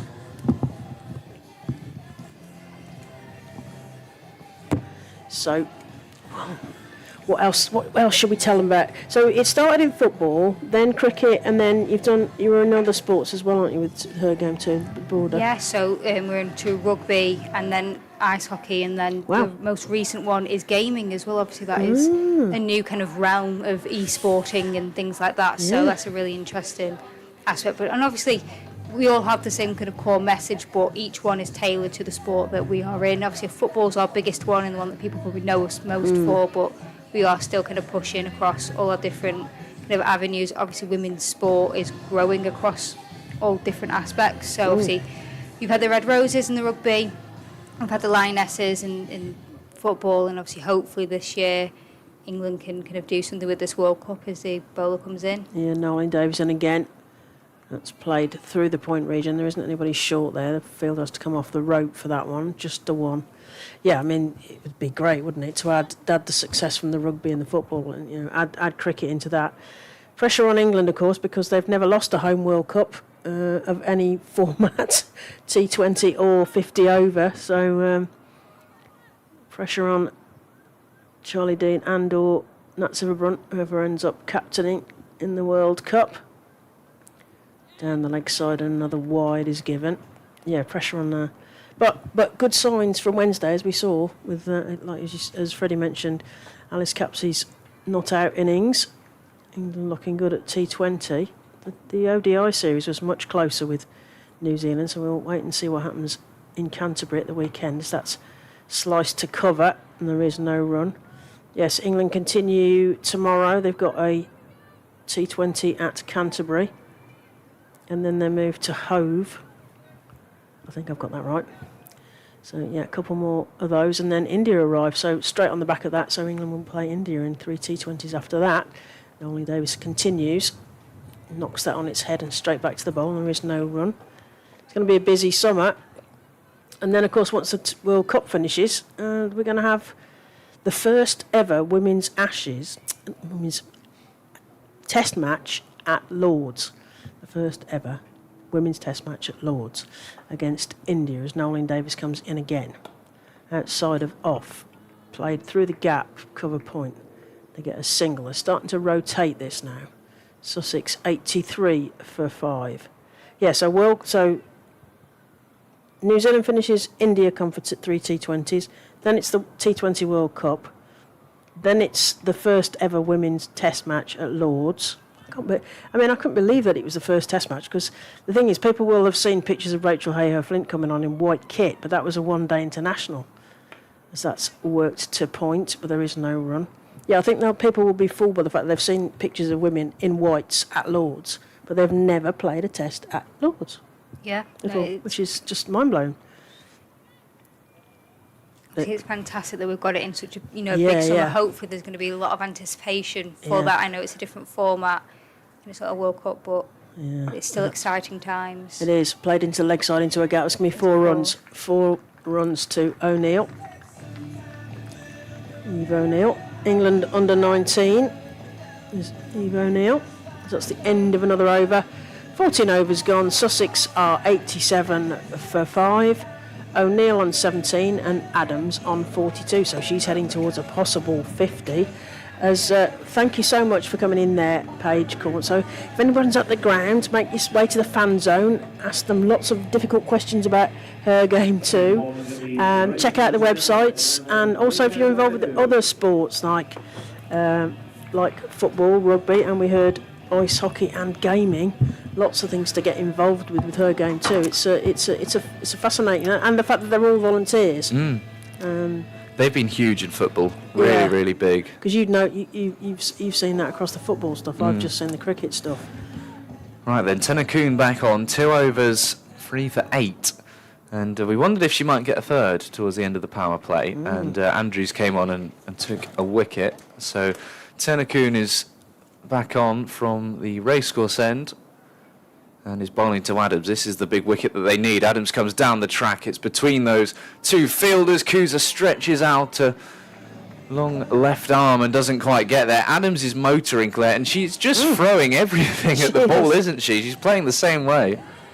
Well, she's had sort of periods of getting frustrated, and then every now and again she'll get one served to her that she really kind of, her eyes light up, and then she gives it a good, well, they call it a long handle, but gives it a good old thump into the outfield. So, yes, what can she do? So those fielders back, long on, long off. Deep extra cover, slower ball from Tennakoon, showing a bit of a skill. The variation, they're going to push for 2. Nolan Davis doing the fielding, throws in wide of the stumps. Tennakoon gathers 48 or 47. Adams, who for a while she was sort of 20 or 30 for a while, and she suddenly motored. That was a huge 6 as well. Really, I was really worried for those because I could see the trajectory of the ball, but we're going to lose some windows there. So Derbyshire are in the family, but she's haunting them at the moment. 53 the partnership from 40 deliveries, trying to turn this game really. Tennakoon bowls on leg stump, turned away for a single. This is the partnership, because at one point they were 42 for 5. They're now 94 for 5. The partnership is now 54. Yeah. Of 41 balls, and doing well here, aren't they? Young Eve O'Neill who was a big call-up for Birmingham Phoenix in this year's 100 auction. Calling for a player from Tier 2s. Very exciting as Tennakoon comes in. Lifted away out towards the deep mid-wicket fielder. A couple of bounces, and it's that Lauren Kenvin out there doing the fielding. As the sun starts to come into our commentary box, it's going to get even warmer. We're going to feel like tomatoes a later. You're going to be on the balcony, aren't you? On the camera work for the men's game. You're going to be very hot. That is going to be warm, but you know, in the evening maybe it'll cool off a little bit. But I'm going to be having to change the bedding at home, I'm sure, because it's been a drastic change. 26 degrees. I've just had a look at BBC weather as this is turned away, and Adams has 50 at the ground where her dad made his name. And Derbyshire very much in her family, but Sussex as well, and it's Sussex who she's making the runs for today. 50 of 49, and she's taken Sussex from a really drastic position into a very good one inside the 15th over. Yeah, it's been impressive, because whilst it has been there have been frustrated points, it's had that balance then of waiting, bit of patience. At Tennakoon, what can she serve up? Over the wicket goes full, and again O'Neill, they've got the licence to swing the bat. Good fielding, sliding down from Nolan Davis. Just walks up a little bit gingerly. So yeah, Chris Adams, Derbyshire from 1988 to 1997 before he joined Sussex. Won a handful of county championship titles as well. He's born in Whitwell in Derbyshire. Wow, and of course Georgia Adams playing today as well for Hampshire, so very much cricketing family. They are. Wow. So 98 for 5 overs to go, and this partnership really turning this innings around for Sussex. Maria Andrews, England under-19, Blaze Academy, to take the ball from the city end. Took a 5 for us. Freddie mentioned in that Vitality Blast win against Northants last season. What can she do here? It's left arm around to... Ooh, there's a big thump at that one. It's gone up in the air. There is a fielder underneath it who's going to be catching it. So that's the end of a very good innings and a very important innings for Sussex, with Molly Adams there. So she finishes just over the 50, and it is actually 50 dead on from 49 balls. 49 balls, that's right. 6 fours and a 6, a massive 6. It almost deserved more than 6 because it was enormous, and it nearly took a window out, as I mentioned several times. But yeah, key innings there from Adams, and also that, and as Freddie mentioned, that partnership of 58 off 44 balls. So that really has put them in the game here, because those 4 quick, clean bowled wickets at the beginning looked like it was going to be a skittling out. Even Paige Corns mentioned that it felt like they've got somewhere to go to, and as Freddie said, they have got somewhere to go to, because they've got to go to Glamorgan tomorrow, which will be some fearsome opposition. Nolan Davis there taking the catch, and that would have been a relief. Steadying under that for quite a while, it was in the air. She saw that coming towards her. Well, that's the big breakthrough, especially with the start of the death overs. It is. And that's sort of, I want to say defended down, but she's got her back to her, so I don't know if she got bat or foot on that one. There is no run as Sussex head towards potentially 3 figures, 98 for 6. Andrews to continue. Can't get the ball away, that's another dot. They're doing well with the dot balls, but they could just do without those extras. I don't want to mention them too many times, 19. but 19 is, you've got sort of 3 overs extra to bowl to them, so that's batter going back and just defending that down as the umpires just check how many balls have gone in the over. Andrews showing why she's so important, why she's been a bit of a miss. She's such a tidy spinner. Oh, there's a bit of probably shoulder the bat there to the point fielder, but they don't get a run. There's a bit of a rejig in the field. They're bringing in a short third, taking out. We've got a fine leg as well, so we've got the two angles here. 45-degree angles covered. Oh, clean bowled. That's another wicket to Derbyshire. So Sussex find themselves at 7 wickets down for 98. They haven't made that 100 mark yet. Clean bowled without scoring, unfortunately. Yeah. And yes, the PA announcer is 4 for 11 off 4 overs. That's some day, isn't it? Fantastic. Happy day, isn't Double it? wicket maiden. Yeah. And yeah, all wickets have gone for Tennakoon and Andrews. First Derbyshire game of the season, and showing why she is so highly regarded. The Blazers you've set up, and then England as well. Those 2 wickets in the over, 4 to go. Now, Sussex in danger of being bowled out for 110, 120, and Derbyshire will feel they're right in this game. Oh, yeah. As you mentioned, a big loss when they weren't here because they were on. Some of them were on under 19 duties, etc. So I wonder if she just held that one back a little bit. It was a little bit slower, and Lewis was beaten really. So Tennakoon will bowl her final over. Baker has 1 more, Kenvin 2 more. Same for Darlow and Noeling Davis. 4 overs to go. Full. And again, changing the pace a little bit, Tennakoon. I think she's following the slower balls. They're going to push for 2. And it was tight. It was tight. The throw past the stumps, not gathered cleanly. That's the 100 up for Sussex. Buckle is the new batter to the crease. Yep. And you mentioned about variations, which is the key, isn't it? We've seen the slower ball. We've seen slightly different angles. This is very good from Tennakoon. So O'Neill, a run of ball 20. So again, it's full onto the pads. There'll be no run. Nagging length, wasn't it? A really nice line of nagging length there from Militia Tennakoon. Sort of loops and then dips, sort of a full length. Whereas in the first couple overs, she was just bowling as quickly as possible and trying to knock those stumps over. This has been an impressive display of skill from Militia Tennakoon. Start of the innings and then towards the end of it as well. That's a quicker delivery, and it's brought the full shot up in the air. It's going to fall short, though, of Captain Darlow. But again, Tennakoon picked the pressure on.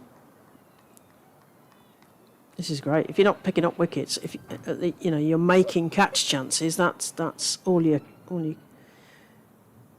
your captain wants, isn't it? They send a deep square out onto the rope, and perhaps expecting a big shot here from Buckle.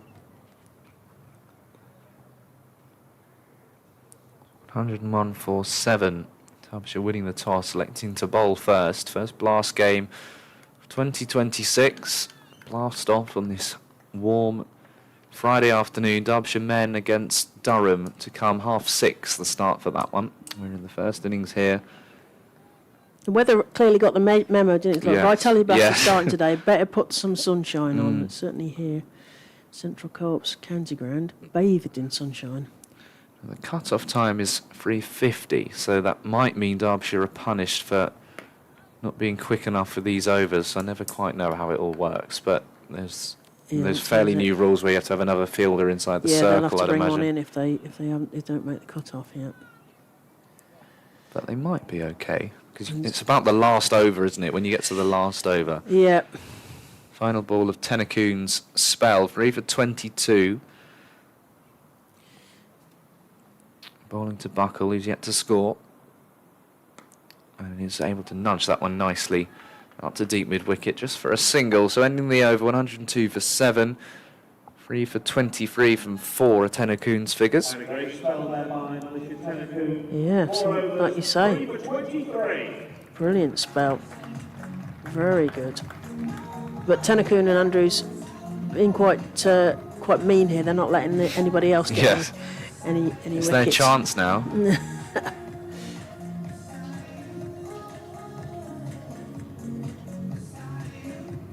Well, this is a very good start for Derbyshire. And you're going to have to follow it up with the bat, of course. Second innings. See how that goes. Buckle pinched the strike at the end of the last over, and we'll face. He's just on 1. O'Neill on 23. Sussex Sharks start the 18th over, 102 for 7. Noeling Davis to continue from the City end. That's played past the cover field. They get through for a single. And the fielder hits the stumps there with the throw in. So that was more accurate. Umpire does a bit of tidying up. 103 for 7 are Sussex. Vitality Blast. Be looking at 125, 130. Yeah, I mean, they've 7 down. It's the hard thing. At least 120. Yep. You want to have a runner ball to play with. They do, as that's squirted to long off, but they get through for a single easily because the ball thrown in was a little wild, so that was an easy single in the end. It looked a bit riskier when it went straight to the fielder, but it wasn't dispatched accurately enough. They get through for a single. 104 for 7 are Sussex Sharks. Falcons women won the toss and elected to bowl first. Buckle rocks back. Yes, and that's out, LBW. So she rocked back and got a body and her legs potentially, etc., in front of the stump. So LBW goes Buckle off the bowling. Rhiannon Nolan Davis. They've been having to put the fingers up, haven't they, the umpires? Yeah, When they've needed to. They've not had a lot of work to do with the clean bowls. No, clean bowls. Much easier, isn't it? Nolan Davis joins in on the fun. No questions about that. Well, we've seen players really, come and struggle. You look at the scorecard, 1 of 4, 0 of 3, 0 of 2, 3 of 6, 5 of 9, 0 of 5, 2 of 5. O'Neill is 24 of 24, and then Adams 50 of 50. Everyone else has struggled. Sticking out, isn't it? Yeah. DJ rather cruelly suggesting it's bye-bye to the batter. So we will now see Faye Mullins coming in, I think.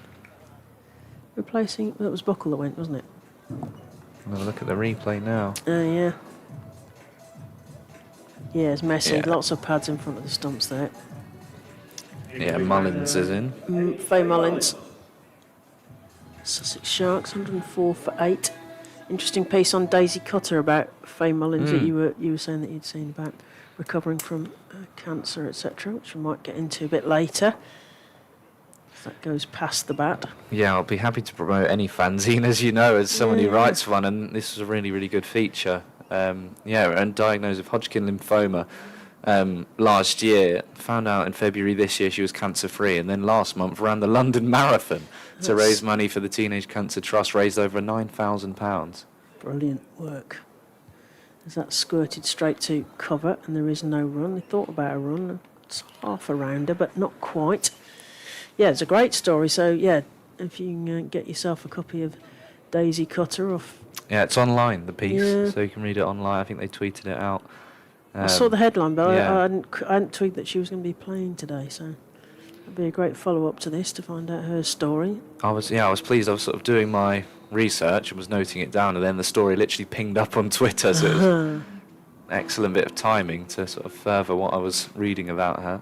Yeah, and that's the end of the over. There was a dot at the very end, so Sussex are 104 for 8 off 18 overs. O'Neill on a runnable 24. Mullins yet to get off the mark. So a great story of resilience and bouncing back. So for Faye Mullins. So all power to her fundraising efforts for teenage cancer, etc. Absolutely. Yeah, it's only 20 years of age. 19, I think, when diagnosed. Yeah, so not easy at all. As Darlow comes back on, this is a bit of a, are you going to take on the spinner? Are you going to run down the track? It's O'Neill. O'Neill will be eyeing up that leg side boundary as Darlow comes on to bowl the penultimate over. She goes through cover point instead, brings Mullins on strike. Yeah, it's her first Sussex game since beating cancer, so she will just be delighted to be back out there and playing, and good to see her out there. So she's on strike, and Derbyshire, if they can get this score certainly below 120, they'll really be pleased. They feel they've found a bit of a winning formula in T20 cricket with those County Cup wins over Cheshire and Cumbria when they've bowled first, and it seems to be working out again in the Blast as Mullins just lets this one go. She has a look at the off spinner with those sunglasses on. Should be tempted to have a little go at this, 'cause outside of off. Maybe. Flatter from Darlow into the pads, nearly trickles back. It's almost pinged between the pads and then nearly rolled back onto those stumps. Yeah, she nearly paid the price there, didn't she? Rocking back and leaving that one. Darlow again, flat outside off stump and just dabbed down to point for a single. So O'Neill's back on strike. That's what Sussex need at this stage in the innings, in the penultimate over. There's a good crowd in. I dare say it's probably the biggest crowd I've seen at a Derbyshire women game at the Central Co-op County Ground. It's part of the double header. There's some school groups in. A lot of people in here, nice and early, enjoying the sunshine. I would say this is the biggest crowd I've seen at a home Derbyshire women game. Darlow, that's just always dragged into the pads of Mullins. It would have been a single, at least for O'Neill. Adriana Darlow will say thank you to the non-striker. Yes. Thanks for getting your pads in the way. No doubt. A few words of amusement there. So final ball of Darlow and the 19th over. That one is hit down to Noeling Davis at long on. And it's just a single, throw back into Darlow. So 1 over remaining, 107 for 8. And it's going to be probably Noeling Davis to finish things off. But no boundaries off that over from the off spinner, so a good bit of captaincy from Darlow, because it was a brave decision to bring herself on. It was. But we'll see Mullins, no doubt, with the ball in hand later. And just do a little bit of maintenance. Lost the picture briefly. It's not back on again. Yeah, so at the halfway stage, Sussex were 49 for 5. So if the Jenkins formula works, that's not, as you said, heading towards 120 potentially. But what can Derbyshire restrict them to? Is a fuller ball straight on the feet. There's an appeal. Freddie's giving it out. No, it wasn't given out. Excited. They get through. Oh yeah. It's a leg by, signalled by the umpire. It looked full though, didn't it? It was. It was what you could sort of see it dipping at the very wrong moment. Yeah, I'd like to see a replay, but it looked close. But good line from Noeling Davis. Can she continue in the same form? Mullins facing this time. Played straight to mid-off. Ooh, it's a little shy. Very, very tentative shy. It wasn't like a chuck it shy. They're just going to run everything, aren't they, in this over? 109 for 8, Sussex Sharks. Last over. 4 more balls to go. What can Sussex get to? What can they defend for Derbyshire? Oh, it's up in the air and it's over Tennacoon at backward point. They should be able to get at least 2 here. If they're quick, they might get 3. No, just the 2 then. And that's clacked up in the air and it lands safely. And we're on Nelson. 111 for 8 are Sussex, heading towards that potential Jenkins formula. 100, I think it's about 118, 149. I thought that was for 50 overs. Or if no, you've got everything covered. Yeah, got it all covered. Got it all covered. And that's played straight to. Oh, short cover. There's a chance. The underarm throw. It's underarm, but she'd only have one stump to aim at there because she's literally side onto that. So they survive another one. The lesser spotted underarm throw. Fantastic. Yes, it was a sensible one. She'd roll it, pick it up and roll it at the same time as they're bringing in a short third. 2 more balls left. What can they get to? 112 for 8. Mullins on strike. Plays it again to mid-off. He manages to cover it this time, and there is no run. Yeah, really good for this from Noeling Davis. Just 5 off the over so far. No boundaries. It'd be 118, wouldn't it? So they're going to be a bit short of that, but not much short of that. Jenkins formula. And that's played to long on. They get through for 1. They come back for 2. They're going to get the 2. There's a taking of the stumps at the far end, but there is no wicket. So that's the end of the 20 overs of the Vitality Blast here. Sussex Sharks finish 112 for 8. O'Neill on 29 off the 30 balls she's faced. Mullins on 4 off the 9 balls she faced. They had a partnership of 10. Had some great bowling figures there from Tennacoon, who took 3 for 23. and also from Maria Andrews, who took 4 for. So Derbyshire will find themselves well pleased with themselves. Certainly early wickets. The first 4, was it all clean bowled? Those first 4 all clean bowled.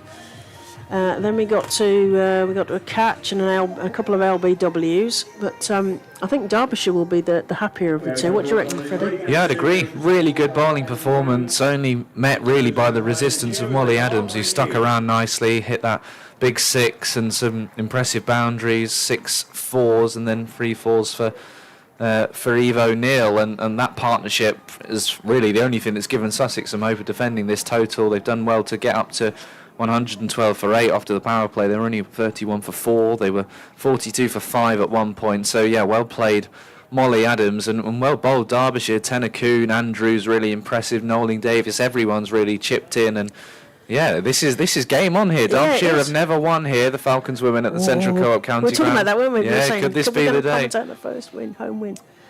Yeah, I mean, even the ones that didn't, even the bowlers that didn't get wickets, there was catch chances. They were struggling with that. You know, they tried to frustrate Adams, who could easily have given us, got out trying to whack the wrong ball. So yeah, it's going to be a fascinating chase here at the Central Co-op County Ground. So any more thoughts? No. We'll have a little break, shall we? We'll have a little break, and we shall come back for the second innings. Remember to press that like button on the live stream to help other people find us, and we will see you after the short break.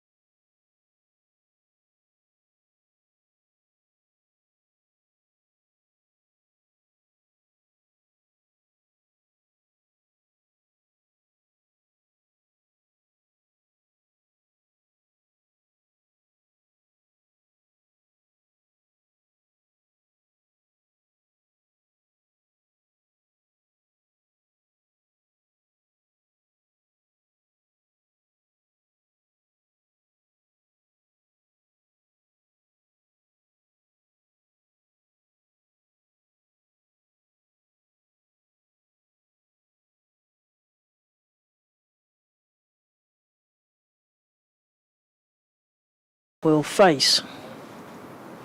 No commentary coming through. Oh. We'll carry on as though nothing's happening. And Buckle comes in again. Oh, he manages to jam that down in front of her.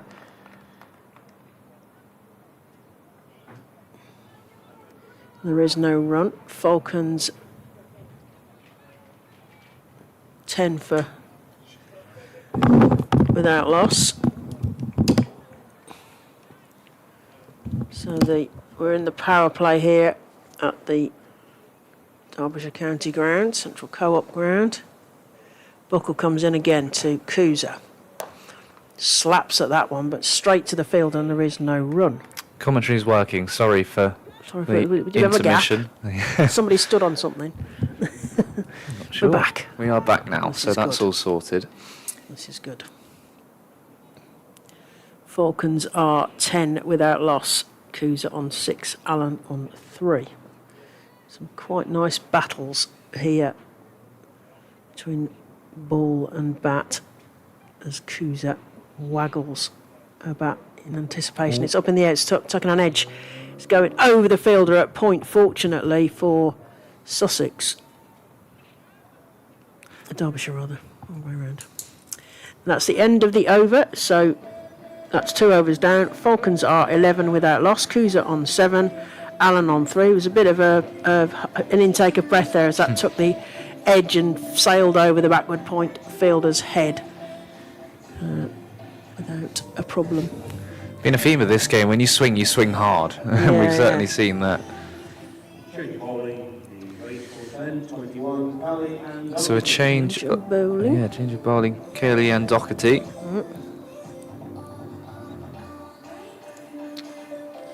So in Sussex's win over Northants away, Doherty caught the opening bat, Kemp. So a useful contribution in the win against Northants. What's she got for the bowling? Deep third just moves a little bit wider. She's got a deep backward square on the boundary as well. Doherty comes in, it's drifting down the leg side. It's been clipped away in front of that fielder at deep square. He fields excellently. Really good piece of fielding by Anna Buckle, who just completed her over. She's ended up over the boundary, so maybe she's saying this is 4. I think she. Oh no, she hurt herself. I think she needs it. Yeah. Yeah, she's signalled straight away towards the for the physios. This isn't good at all. The umpire's now jogging over. She fell awkwardly and had done all the work and stopped the ball. Perhaps we'll have a chat about something else while she gets some medical attention. Yeah, I wonder if it's an ankle or something. It might be arm. Yeah. She went down awkwardly. She certainly went down awkwardly. She stopped the ball before the boundary. So, needing medical attention here as various sets of paramedics, etc. Yeah, there was real concern. She sat up, but she's done something with one of her limbs, unfortunately. So there was real concern immediately, wasn't there? The umpire, umpire Hitchcock was sprinting over. So Sussex go and regroup. Yeah. Over on the other side, the batters Kuza 7, Allen 3, but that will move on to 13. I think they came back for 2 there, so that will be added to the score. So you're going to have a chat with Lauren from the foundation.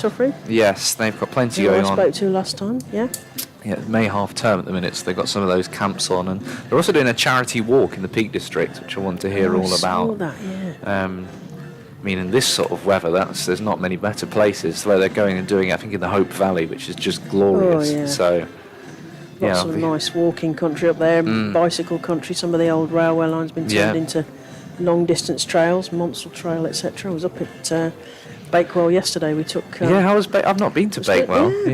It's been a while. So Sue Redfern and I took Jackie Williams, who's the overseas bilateral umpire over for the series with New Zealand. We took her up the Derbyshire Dales through Matlock to Bakewell. Explained to her the difference between a Bakewell tart and a Bakewell pudding. And so that was a very jolly day. It was beautiful weather in the end, although it started a little overcast as I think I don't think she's going to take any further part in the game. She's walking off, which is good, but it's an arm or a shoulder, isn't it? Yeah, arm or a shoulder. Yeah, there's support being given. There's 3 medical staff over there with her, and someone else joining that crowd as well. So she's being well looked after, and she's walking off. Which is better news. These injuries can happen anywhere, can't they? But this outfield is not in the best of shape. It's getting relayed over the coming winter, and but yeah, as I say, that can happen anywhere. Even on the best of surfaces, you can land awkwardly and hurt yourself badly. So yeah, best wishes to Anna Buckle. Yeah, that's because she had a nice spell there. So yes, let's hope it's just something minor that can be sorted with some treatment. As the 12th will come on, no doubt. Yeah, Doherty then will continue. Kuza picked up 2, and she's on 9. Derbyshire need 110 more runs to win the first game of the Vitality Blast. Derbyshire men against Durham to come from 6:30 p.m. Doherty then right arm seam, that's driven beautifully. A nice flash of the mat and an excellent half stop as well in the covers from Izzy Collis. Good cricket all round there.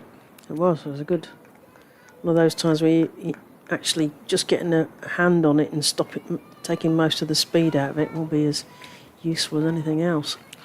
I did stand out on the steps leading up to the press box, and when you're out of the sun, there's a nice breeze. It's really nice, but I think if you're right in the middle of the sun, it's hot, but the breeze is taking a little bit of the sting out of it, and it's still windy out there. You can see the players' trousers, the bowlers' trousers.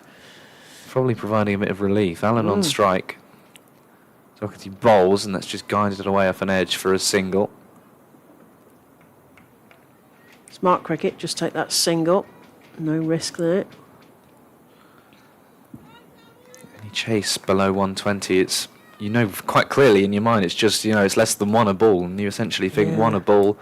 Singles are absolutely fine.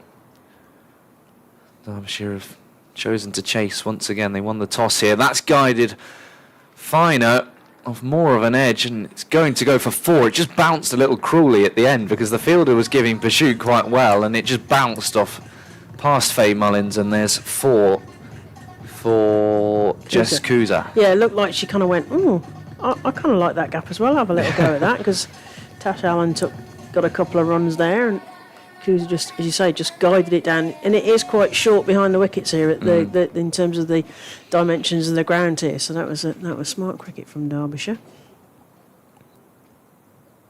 Oh, how has that missed? How has that missed? It's through to the wicketkeeper. It's a beauty from Doherty. And it's somehow missed everything. I wonder if we might get a replay of that, see how close that was. It was certainly a sharp intake of breath moment, wasn't it? Right then, completing her first over. There's another swing outside off stump. Kuza is frustrated, visibly frustrated, and Doherty sort of wins the battle at the end of the over. After 3, they're 19 for no loss. Yes, another 3 overs at a power play where the restrictions related to the 25-yard circle in the women's game, 30-yard circle in the men's game. So in the women's game, only 2 allowed outside of that 25-yard circle. At the moment, those 2 fielders are just... they're all moving around. They're all moving around. Why are they moving around for? It's the end of the over, that's why. So we've got a long on, I think, and we've got a sort of deep mid-wicket and a long on. That's the 2 fielders outside that 25-yard circle for Sussex, as Falcons women are 19 without loss. They're still organising their field. The mid-wicket is being sent to further round to more orthodox deep mid-wicket, and a deep long on guarding that short boundary. The far end from us as Allen takes guard, smacks it through mid-wicket and sort of round the bend to the fielder who comes off the rope, and just get 1 to the total. But Derbyshire moving this total on, so 20 without loss. Kuza on 14, Allen on 5. Kuza will face this one from Green, who's coming round the wicket with a bit of spin. It's dabbed, but they don't get a run. There was a bit of a miscommunication, but they didn't get a run there.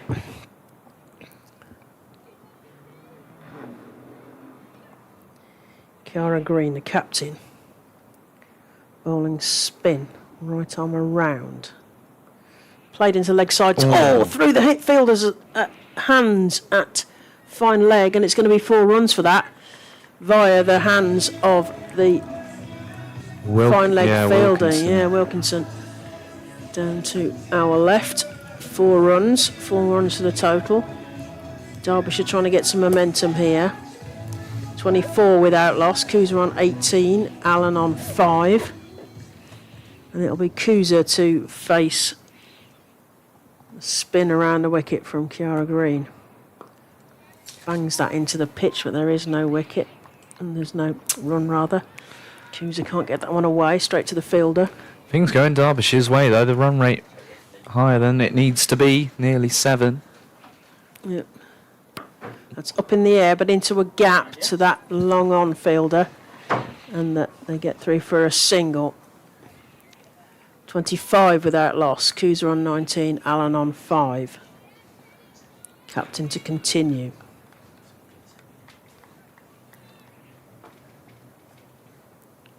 As you say, it's an interesting tactic to go right arm around with a spin to the right-handed batter. Allen will face, tapping a bat. Again, to that long on, they obviously know that the ball's going to go there, but it's risk-free as it bounces several times before it meets the fielder who's stationed down there. And that's the end of the over. 4 overs gone. Falcons are 26 without loss. Kuza on 19, Allen on 6. And Sussex will have to defend this total as well. That Anna Buckle, who bowled that 1 over for 5, and then in the following over was injured something fielding on the boundary. So they'll have to make up for the overs they'll lose from her. We think an elbow or a shoulder, but she did walk off around with lots of medical attention, so we wish her well. Quick recovery from whatever that was. She did a great bit of fielding to stop the ball, but we'll bowl no more, probably. Doherty then to bowl her second over. It's been a good start. They've been winning both power plays, haven't they, Derbyshire? Doherty continues. Swing and a miss. Indicates there was a bit of away movement, does Allen? Yeah. Derbyshire took so many quick early wickets with clean bowled. It was breathtaking stuff at the start of their bowling innings.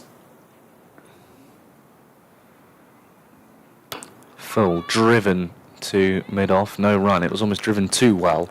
They didn't have time to get through. I was just thinking that. Should have been better off, soft hands and trying to run after it. I thought that's what New Zealand did very well. They're taking quick singles when they've been playing against England. I think England could learn some lessons from that. It's chopped away to point. Again, no run. So good work in the field from the Sussex Sharks.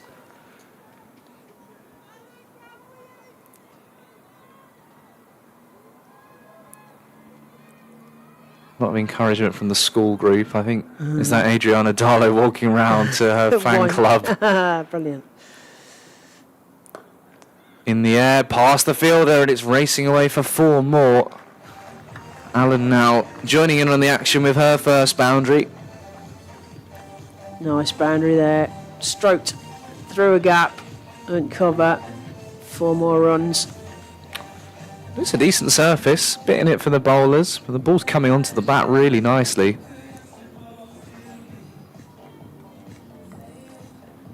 Nice shot. Tash Allen. Keeper's going to come up then. She's got the helmet on. Yeah. And the top scorer from the first innings, Adams, half centurion. Those bright red shoes. Wide and signalled wide. Well, that means in the 5th over, Derbyshire were level with what Sussex got off the whole power play, and Sussex were 4 down. So things certainly going Derbyshire's way. Can they make the most of it? That's the thing, isn't it? Swung in the air and over the head of mid-off. A couple of bounces and away for 4. Second boundary in the over for Tash Allen. Old-fashioned pinch hitting up and over the circle. That's what the power play was designed for, to take advantage of the fielders being close and leaving that gap behind them, and that's exactly what Tash Allen just did.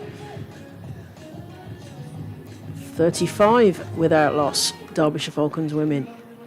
A couple of the Derbyshire men players, Zach Chappell and Pat Brown, have been here for a while watching on. They're strolling around having a walk.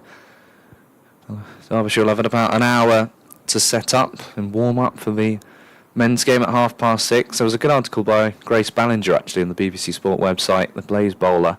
It's tucked away for no run to cover point, and she was saying it's actually, it's a lot better for the women's team because you have no one on before you. If you're going first in the double header, you have unlimited time really to prepare and take your time to do what you need to do, whereas the men sort of have to come in and get on with it and hit the ground running. So she says she always prefers going first rather than second in those double headers. It's a good point. And also, I mean, the 100 sort of broke some of that, didn't it, really, in terms of making sure that there wasn't too big a gap. Enough time to pick up some snacks and enjoy whatever food options are available, but not too long, so that you keep the crowd in, keep them engaged. It's a double header. Mullins then will bowl on her triumphant return. Great to see her back out there, and let's see if she can pick up a much needed wicket for Sussex as a big plane flies above us from probably East Midlands Airport down the road. Going somewhere nice, no doubt.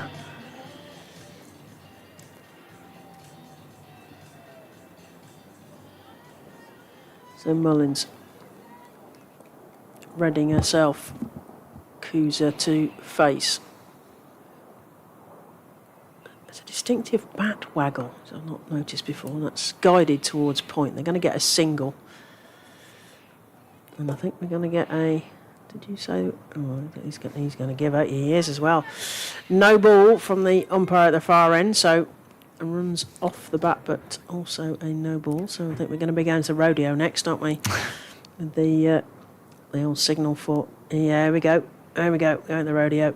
Free hit, the next ball. Must have been a front foot no ball from Mullins. Coming in from the city end. This time to Tash Allen.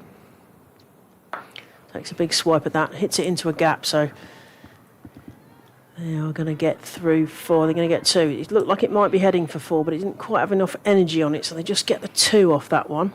It's the third free hit we've seen in this game. None of them have gone to the boundary. There was the catch, of course, in the Sussex innings. Yeah, which is then not a catch because it's a no ball, but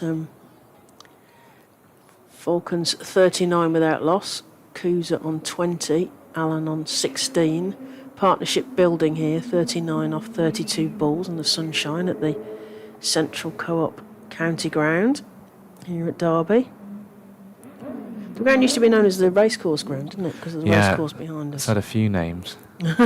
Some of these stands as well. Official ones and unofficial ones. Yeah.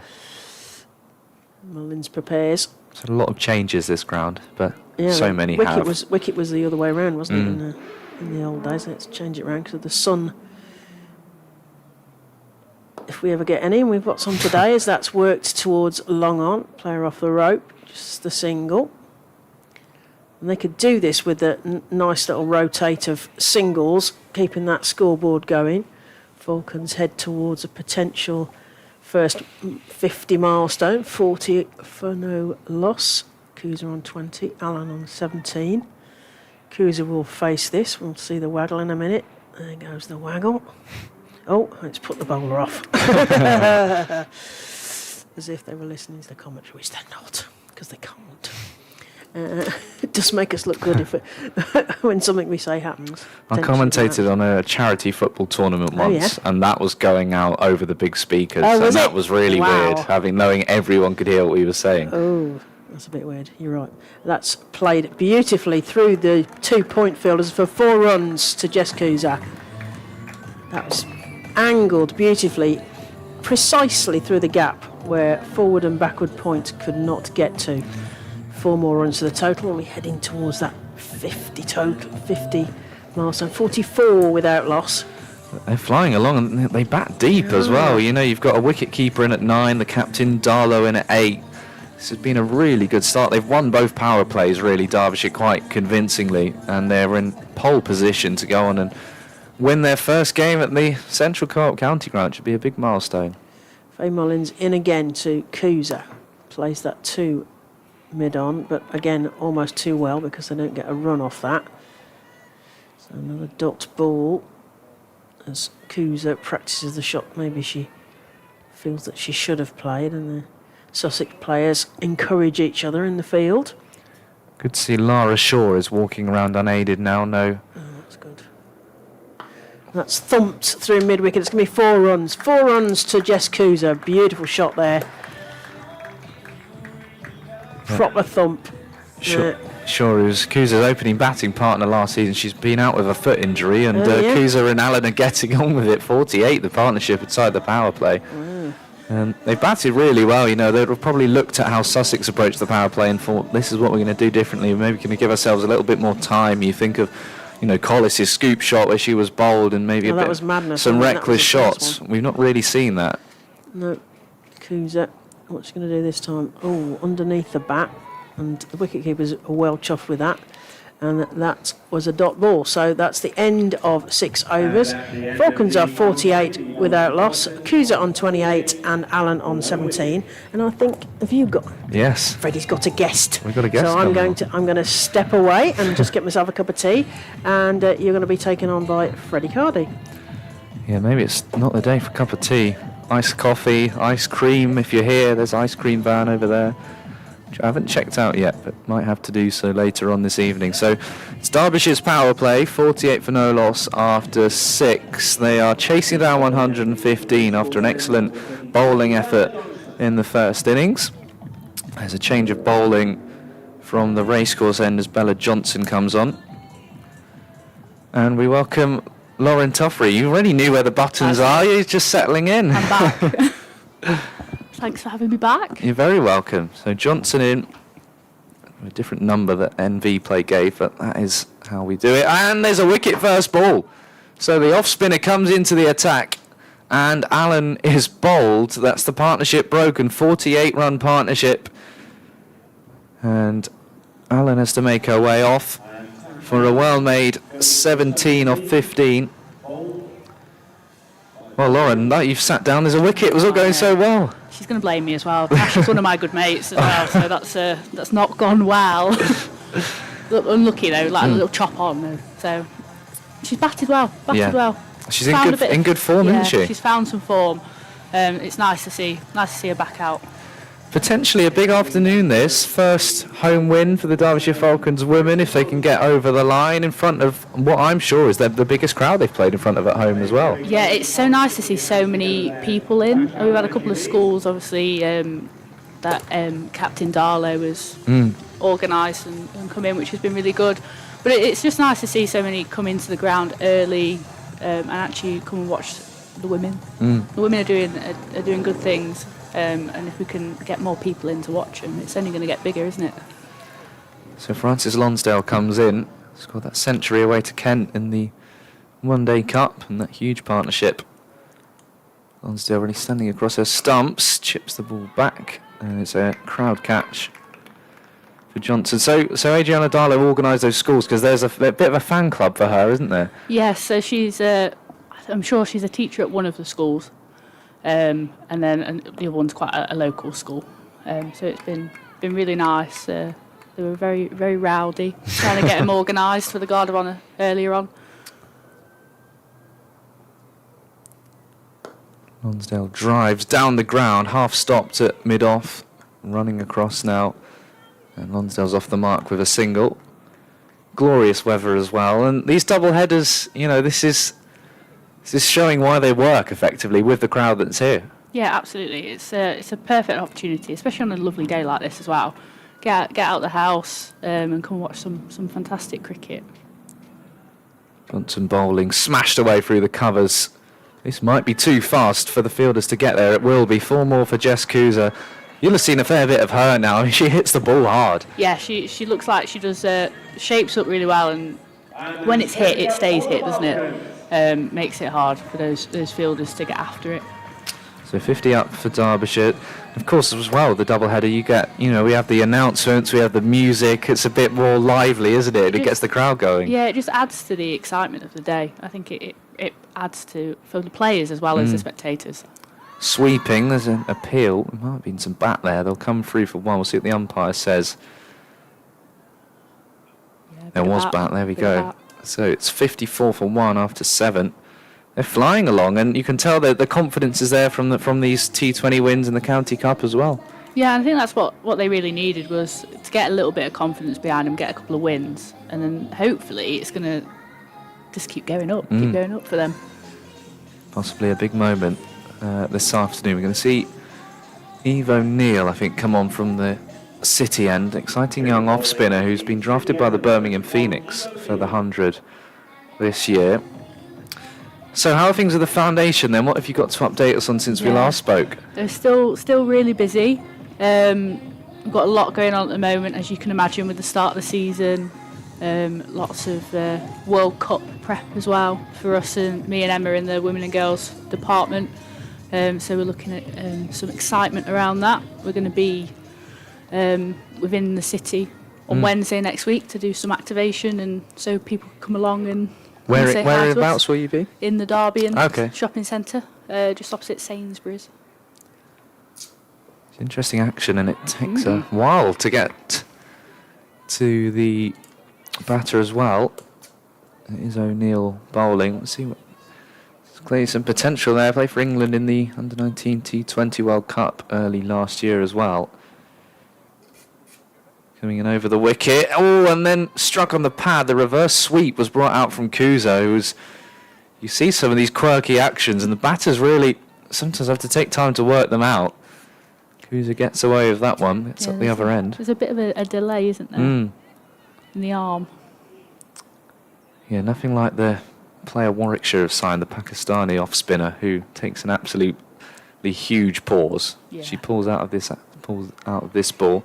And obviously May half-term is it at the minute as well, Yes. so plenty going on. Yeah, May half-term, obviously next week. We've got 4 camps happening at a local cricket club at Duffield. So we've got 2 girls' camps and 2 mixed camps. So Is that your team, Duffield? No. I play at Spondon and at Eastwood, which is a not over the border.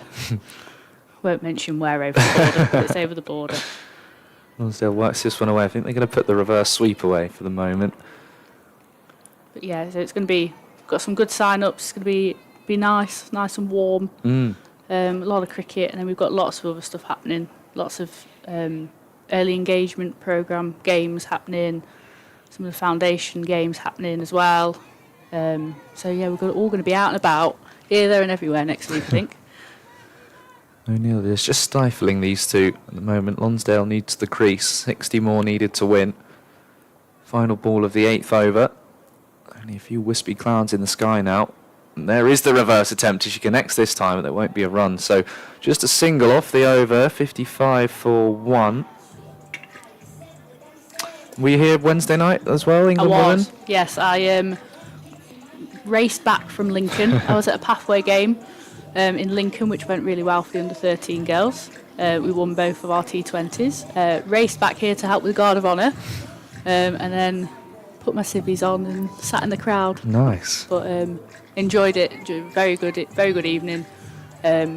Lots of people that I knew from the club game were around as well, so it was lovely to see so many clubs in and really embracing the women's game. Just seen Adriana Darlow and her fan club there on the pictures on the stream. This is dragged away through square leg for a single. Lonsdale's thinking about a second, there won't be one.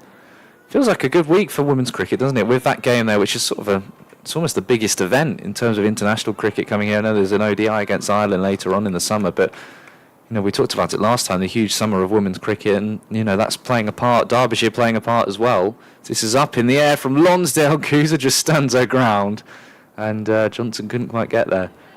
But yeah, no, it's going to be a massive summer for women's cricket, and it was so nice to see everyone embracing it on Wednesday night, and now a few more are down here as well, embracing the women's side. And down comes Lonsdale, big shot, but not big enough. It's dropped, and it will go to the boundary for 4. Anna Lewis was underneath it.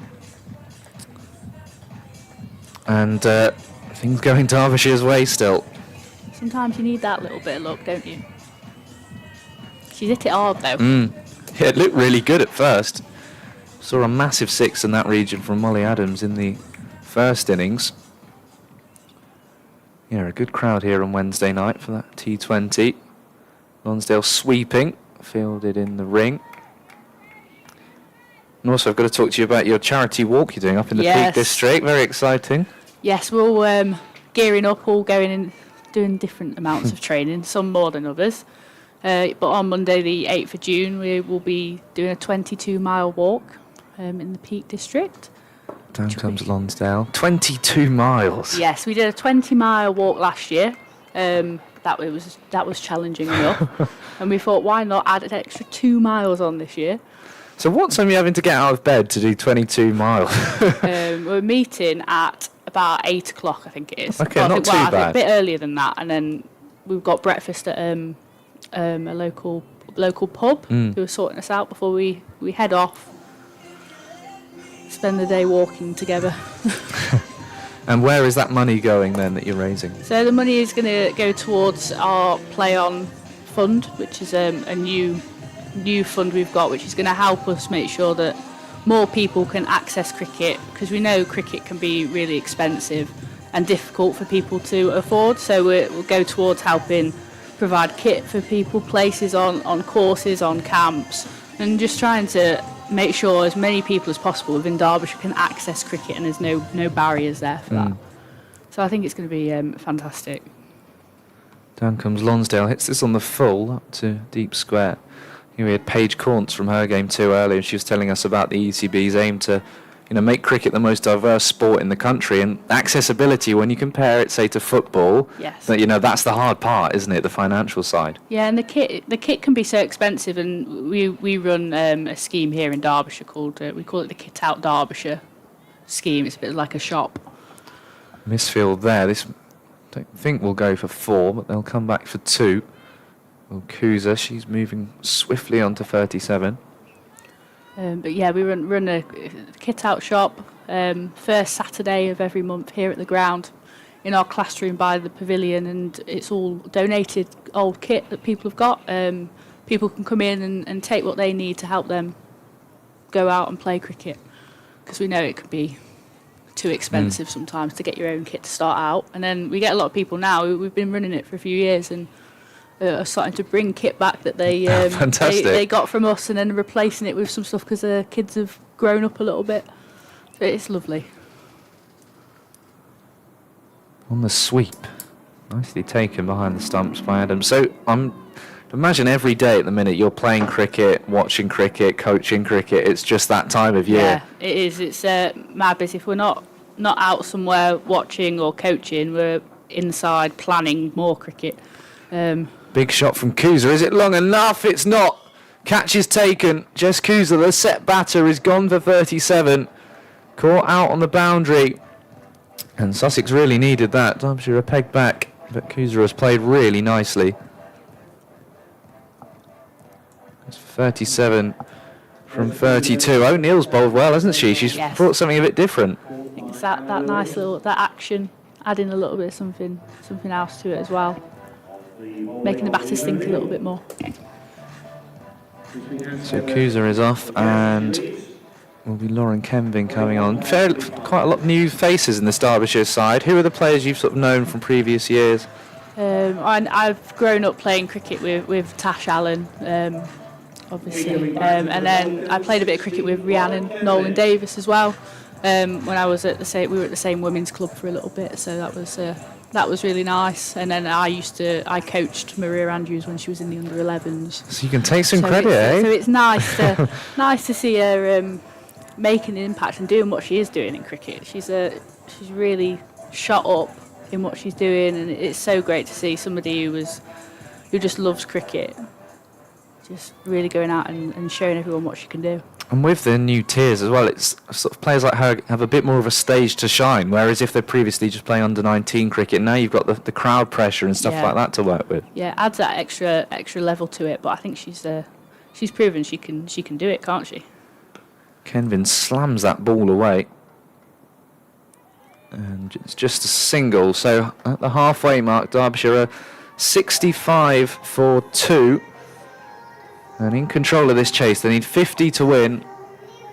10 overs to get those runs and win for the first time at the Central Co-op County Ground. Yeah, she's just there's real confidence to me, Maria Andrews. She gives very little away as well. Yes. Really sort of tidy left arm spinner. Yeah, she was a seamer when she first started playing, but there was I remember John seeing some potential in there for a left arm spinner, and obviously it's worked out really well for her. But she's always been on the quieter side. There was a time it took a couple of years for her to start talking to me. Okay. So it's really nice to see her out and shining like she is. What about Rhiannon Knowling-Davis as well? She's been sort of a real key figure in this team. Yeah, Rhiannon's a fantastic person. She adds great value, cricketing-wise and personality-wise. It was great when we used to play in the same team together. Used to shine bat and ball. So it's been. I think she's a great addition to the Derbyshire side. 3rd over in a row then for Johnson. Kenvin is the new batter, and she'll pick up a single to mid-wicket. Needs to get a little bit of a move on. Green's there doing the fielding. It comes off Kenvin, maybe the top of the bat or the pads. You also, I saw, launch a new strategy this week. I'd imagine will that be published in full? What are the sort of talking points? Yeah, so it's our new strategy for the next four years. We held our first ever strategy launch Friday last week. It was a lovely afternoon. We had a lot of key stakeholders and people from the game involved. But it just sort of outlined all of our different pillars and where our focus is and how we're going to try and help go towards that ECB target of most inclusive team sport.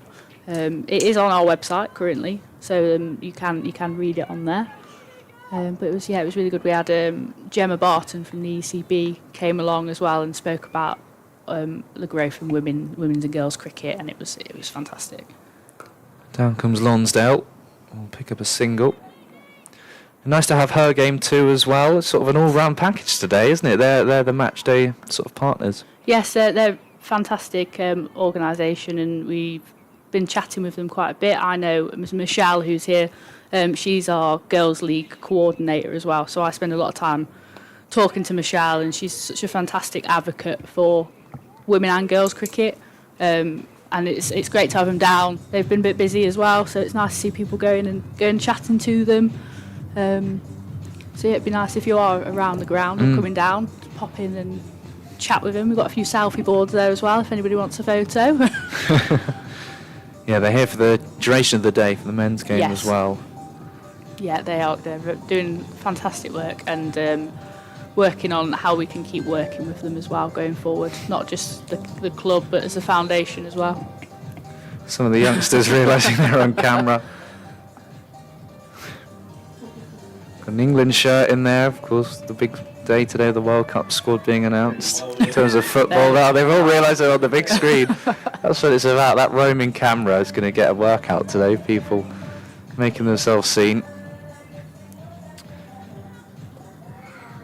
So then we'll let you go after this over. What are the main events then you sort of want to plug? You've got Wednesday in the Derbyan. Yeah, obviously we've got that charity walk, which we've spoken about a little bit. You can find the donation link on our website, which is dcfcricket.com. You can go on there, you can donate to the main page, or you can pick your favourite member of staff. I'm not saying to donate to me, but that would be fantastic. We've got a little leaderboard going in the office. And then we've got festivals going on, girls' festivals, women's festivals. We are going to have a big festival here as well, a women's festival. Reverse sweeps from Lonsdale. She's connected with that over the head of the fielder at point and away for 4. She's tried that shot a number of times. That one's flown off the bat. Yeah, now summer camp stuff will be going live soon as well. So we're going to have 6 weeks of cricket at least 3 venues every week across the county. So there's going to be plenty of opportunities for children to get involved in cricket over the summer as well. You spoke about some of these World Cup watch-alongs as well. Those still in the making. Yes, clubs can sign up for those as well. They've gone live, so we've got a few clubs that have expressed an interest in those. So once we got all the details, we're going to be sharing information about where you can go locally to go and watch some of the World Cup games, which will be good. And thanks to the ECB, we've managed to reward some of our clubs and volunteers with some tickets to the opening game of the World Cup. So they'll be going. We've got a group of about 100 people going to Edgbaston representing Derbyshire and stuff, so that'd be fantastic for them. Down comes Lonsdale. Bat turns in her hand. She'll get away with it. And they'll come back for 2. Just 39 needed now to win. Are you going to be watching this nervously, or are you confident you're backing the girls? I'm feeling quite confident, actually. I don't know if I should have said that out loud. But no, I think they're in a good position, aren't they? And I think can go out and have a couple of laps, and hopefully they'll be there. Straight on the bus to Cardiff as well. They've got Glamorgan away tomorrow as Lonsdale drags this away. No idea why that couldn't have been on Sunday, but there we go. That is scheduling for you. Lauren, good to see you as ever. Thank you for coming on with us. And Thank you for having me. Enjoy the rest of the game. Thank you. Lauren Tuffrey from the Derbyshire Cricket Foundation. Make sure to follow them across social media, and you can see all of their updates and events and activities, and that 22-mile Peak District walk as well. Thank you to Lauren for coming on. So 8 overs remaining, 38 needed to win at 4.8 runs per over. Kenvin 2, Lonsdale 17. You up for a 22-mile walk, Claire? I'll let Lauren do that. You know, yes. I should make a contribution, shouldn't I?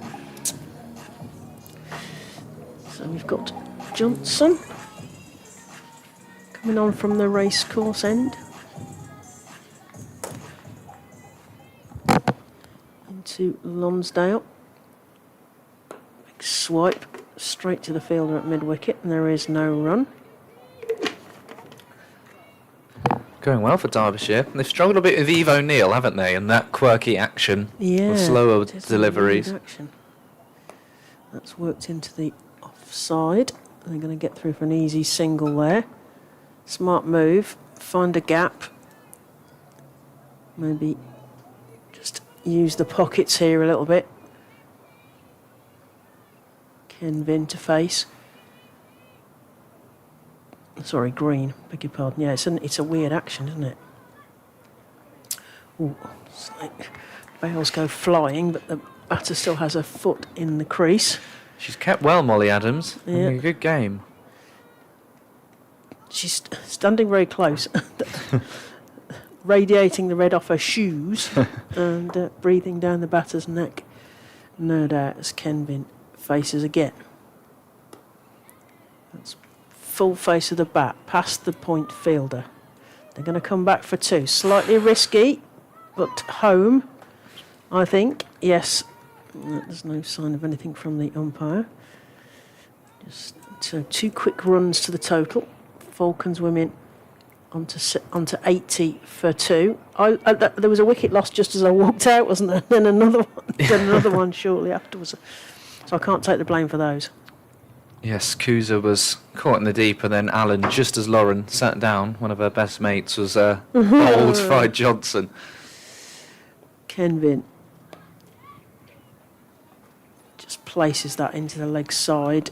Fielder has to come in off the rope. They get a single, another one to total. Rotating nicely here.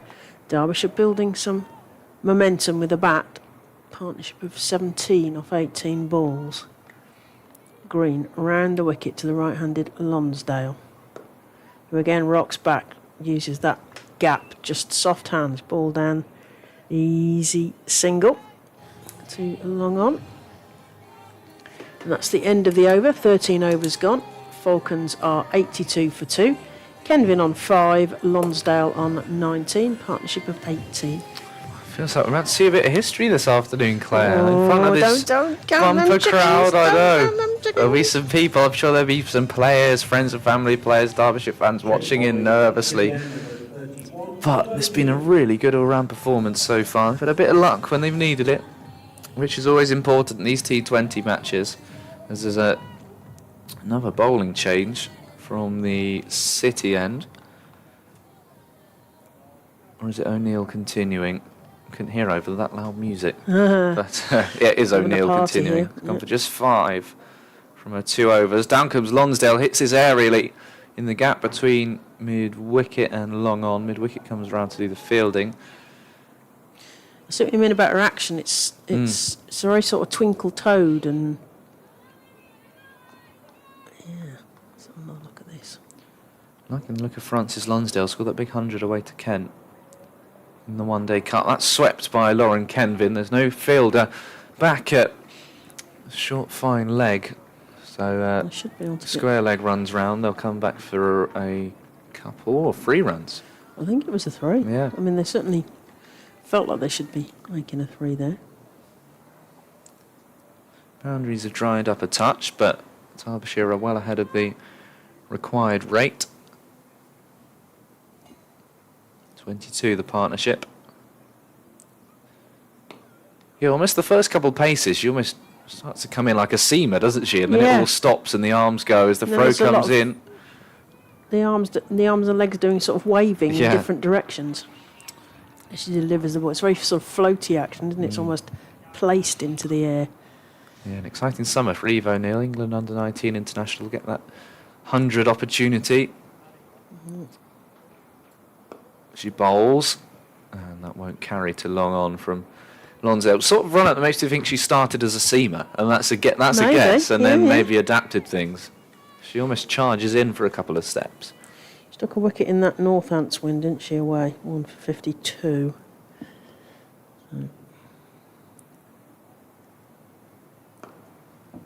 Swung away by Kenvin out to deep mid-wicket, just a single. That's all they need to do. Some great shots of some of the young school kids who were all waving to the camera just then. Adriana Darlow's gone over to see them, so just a really, really good crowd, isn't it? Everyone coming in early for the women's game, which is good to see. Brilliant. Down comes Lonsdale, almost Yorks herself. Works the ball away. Certainly the biggest Derbyshire women crowd that I have commentated on, and we've been here since the start, haven't we, for Yeah. the last couple of years. That's live, of course, because we did famously have 110,000 people watching a live stream last year in the Yes. with the Yorkshire game.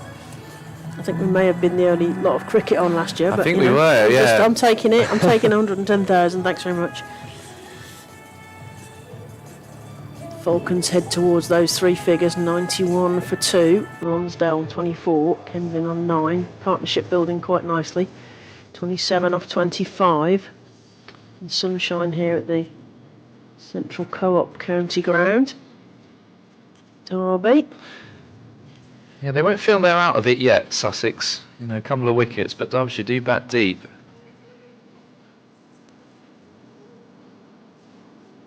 Green to continue. She's going to go over the wicket this time with her right arm spin. The right-handed Lonsdale, who can only send that straight to the mid-wicket fielder, and there is no run.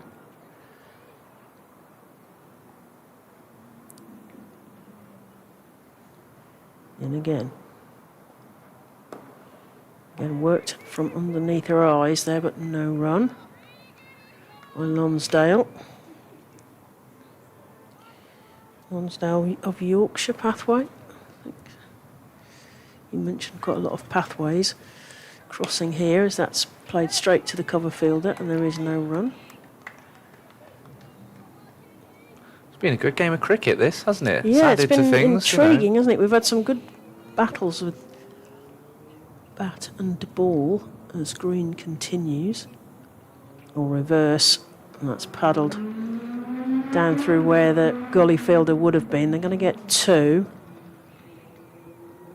2 runs there to the total. Heading onwards are Falcons, 93 for 2.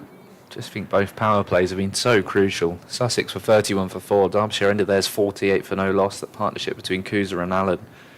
Both found Derbyshire some form. really rocked them back with those 4 clean bowls right at the top and properly threw them forwards. And an appeal there, but I think it was well outside the line there as the ball meets bat and leg, goes to short square, and the wicketkeeper tidies up. There is no run.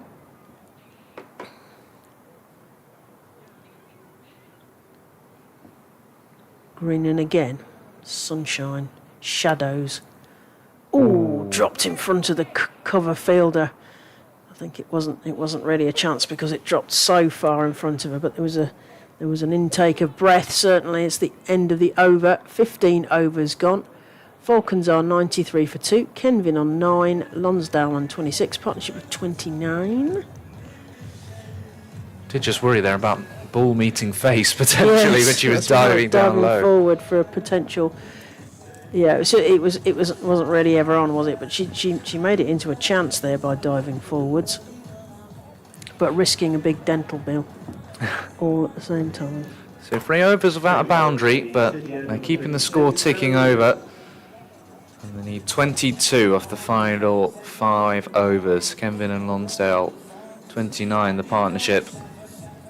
Spectators keeping themselves hydrated. I hope they've got some good hats there, and let's hope they've got sun cream on if they're right out in the sunshine. That Monarch Security Services stand, because it's in the shade, Yes. proven very popular. Yeah, it's very popular today.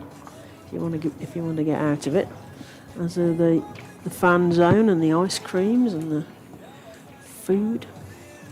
So an 8th bowler is brought on, Anna Lewis. They're sort of forced into it because of Buckle's injury, weren't they?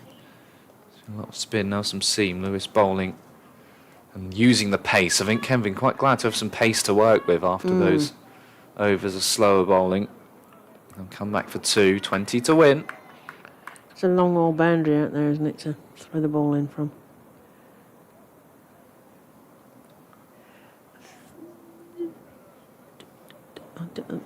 The umpire is signalling a no ball, so we're going to have a free hit next.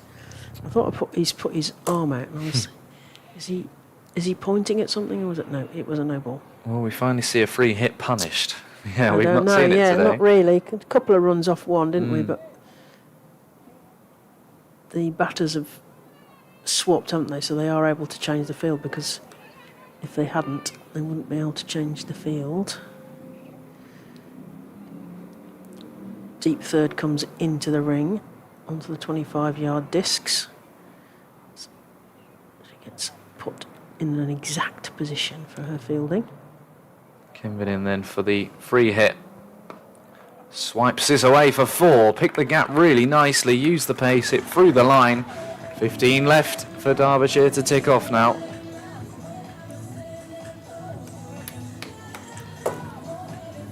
You can taste it. What a start it would be to the blast. And it's the 100 up as well for Falcons women. 100 for 2. Kenvin on 15. Lonsdale on 26. And this will give them plenty of confidence. Going to Glamorgan, probably the favourites to win this blast at Tier 2 level, because, as Clara said, their promotion next year. But winning this, even more important, going to Sophia Gardens tomorrow afternoon. That is a 3 p.m. start. So I'll probably have that on my laptop with the playoff final on the TV, providing Glamorgan do a live stream, which I'm sure they will. Big afternoon of sport, women's sport as well tomorrow. Plenty of women's football. There's the WSL sort of relegation playoff, Leicester against Charlton, and then there's the Women's Champions League finals at 5 as well, Barcelona-Lyon. So her game too, indeed. Yes. So Glamorgan, in today's game, they set 184 for 6 to Gloucester, and Gloucester are 53 for 3 in reply about halfway through their innings. So they need 132 off 57 balls, so looking unlikely at Bristol. Punches off the back foot for no run. As you say, they'll be formidable opponents tomorrow for Derbyshire, although Derbyshire will be hopefully coming off 2 wins. Fingers crossed, not counting any chickens.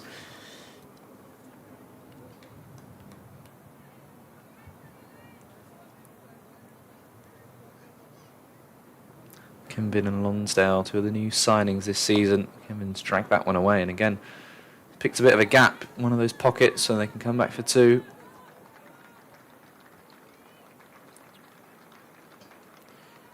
Closer game at Leicester, where Leicestershire Foxes set 156 for 8. Worcestershire Rapids in reply, they need 30 off 34 balls, but you just keep an eye on the score. You don't want to go there and watch it. You want to carry on with watching this, of course. Cut away nicely up to the deep cover fielder. Another run to the total, 103 for 2, 12 more needed to win.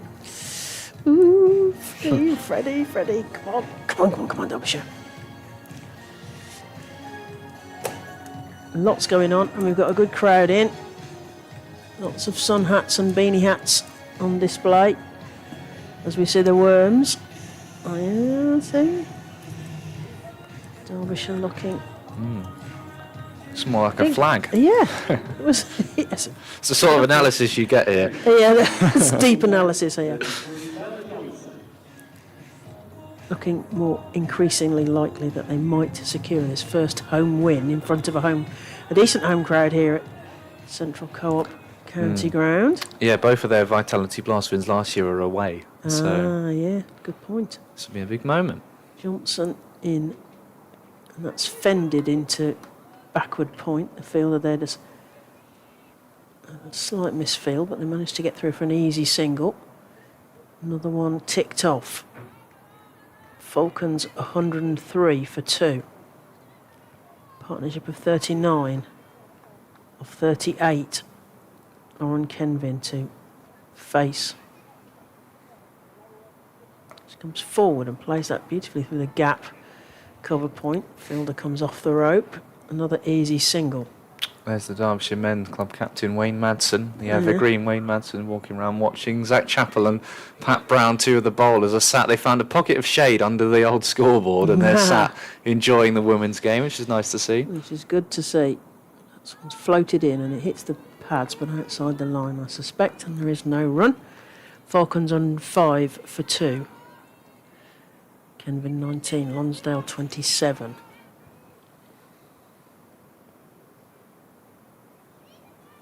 Right arm over, a bit of spin. That's nurdled to the point fielder who scrobbles over the ground, but they get through for a single.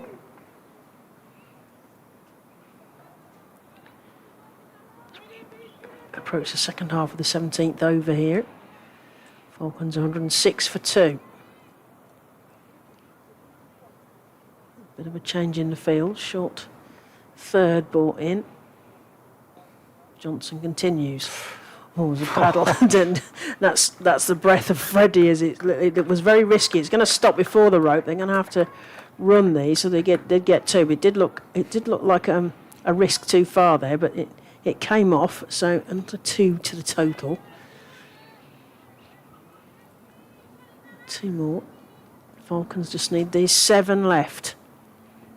How fast can they get them? Last ball of the 17th over. She uses her feet and plays that beautifully again through cover point. Gets a single. 110 for 2 at the end of 17 overs. 6 more runs to win. Tempted to hit one. Oh, you gotta be. Do it for the big shot finish. The things they don't need to, do they? So, and I think I'll never really understand the bonus point is usually 16 overs time, isn't it? So I don't think there's any bonus point discussion really to be had. But I think Derbyshire will happily pocket a win, however it comes, and they have played well today.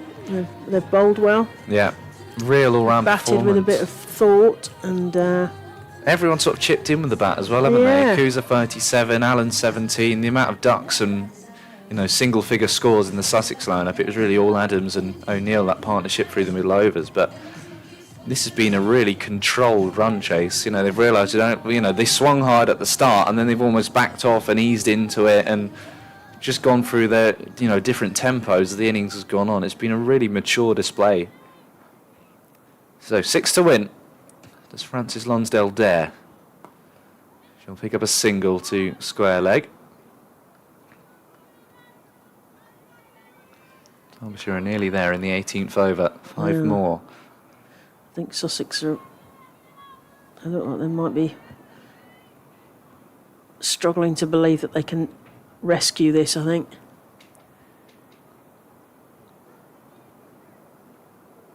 Slower delivery from Lewis, no run. 8 bowlers. Yeah. Of course, Buckle, we wish her all the best. Yes. That Speedy injury, recovery from whatever that was. That was nasty in the outfield. She took a tumble stopping a ball. I think it's probably a shoulder or an elbow, so we wish her all the best. Into the pads, no run. Adams whipping one of her gloves off, as is the modern way of these wicket keepers in white ball cricket. Very skilled. It is, but they have to be careful because it is a willful act of losing your equipment. So if the ball hits that, I see. you're possibly risking a 5 runs penalty, like it if it hit the helmet. I think that's right. If I'm wrong, Yeah, I'll I'd get roasted imagine. later. Oh, that's not where she was aiming, Lauren Yeah. Kenvin. That's a good description of that. It certainly wasn't where she was aiming that. It's a flat-batted shot. Bit of a but leading edge. yeah. Fortunately, she got plenty of it, even if it was clothed.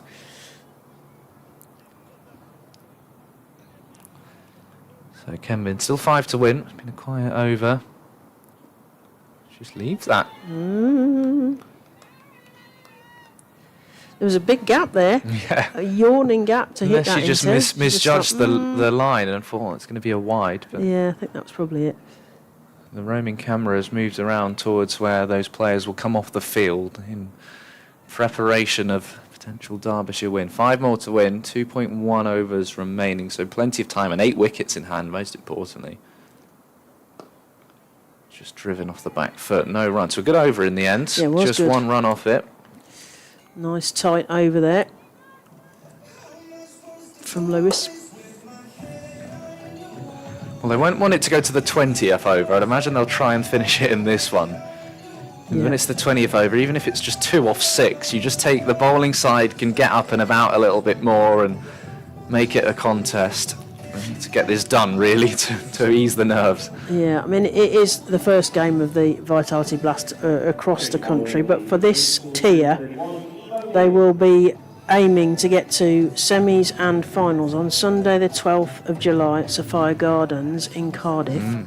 So Derbyshire will be dreaming that they can beat Glamorgan tomorrow on a pitch that they might be seeing themselves on at semis and final for the Vitality Blast League 2. Well, I'm not going to mark it in my calendar yet. No, A couple more just, wins. You know. Yeah. But just so that you know what they're aiming at. Oh, gone. Ugh. Stumped is Frances Lonsdale. She was trying to get on with it quickly. She is stumped by Adams off the clever bowling of O'Neill, and we'll have to wait a little longer. Yeah, dragging it out here. So Falcons still need 5 more, and they find themselves 110 for 2.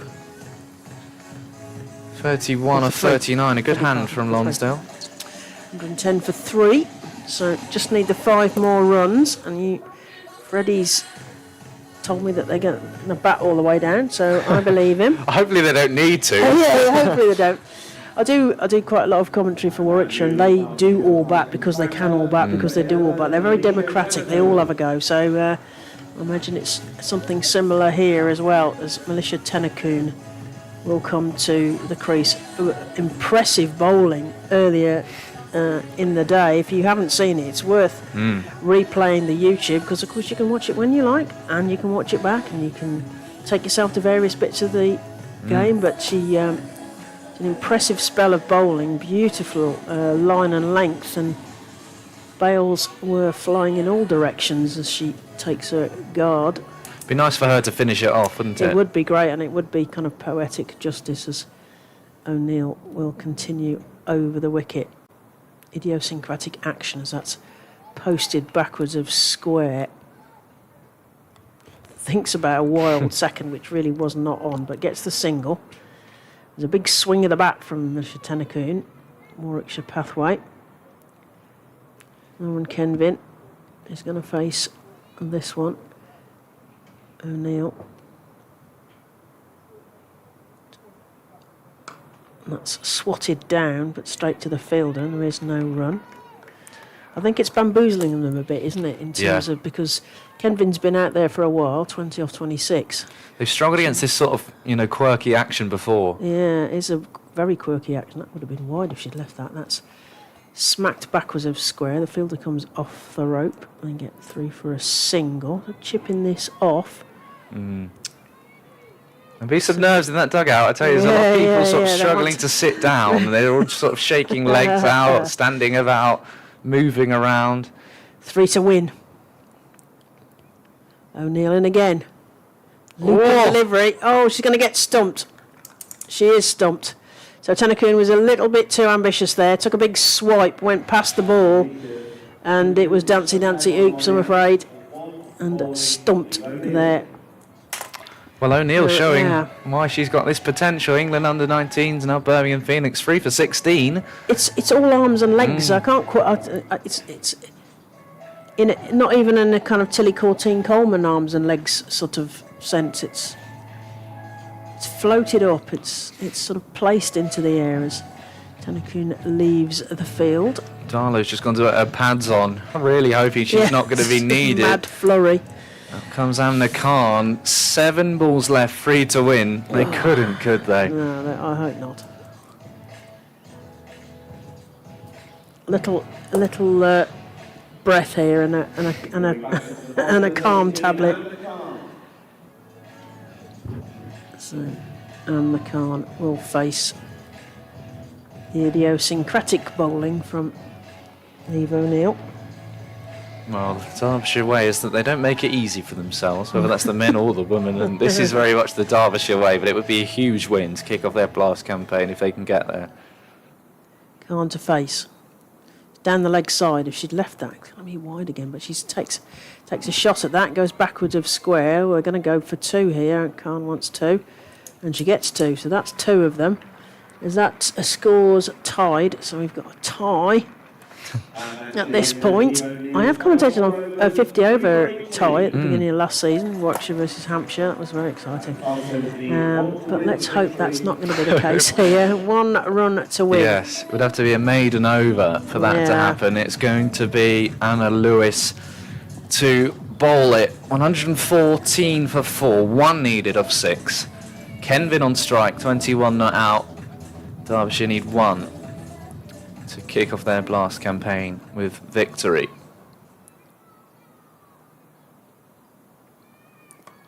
Cutaway beats the fielder, and Derbyshire are over the line. They have their first win at the Central Co-op County Ground in front of a packed crowd in the glorious sunshine. Now the bowler Lewis is down.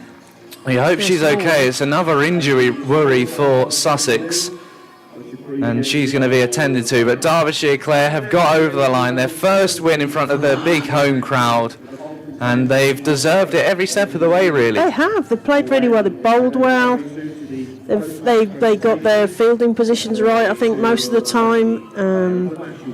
And then they've sort of been patient when they needed to. Not lost a lot of wickets, really, in the chase here, and left themselves with still 5 balls to go. So it was starting to get a little bit tighter towards the end, but with 5 balls to spare, they win by 6 wickets. So this is great news, and we're more pleased because we've commentated on the first ever Derbyshire women's professional home win of any sort. They won at Denby in the County Cup, but not at this ground. So this is the first win here. Oh, happy days. And it looks like the bowler has cramp.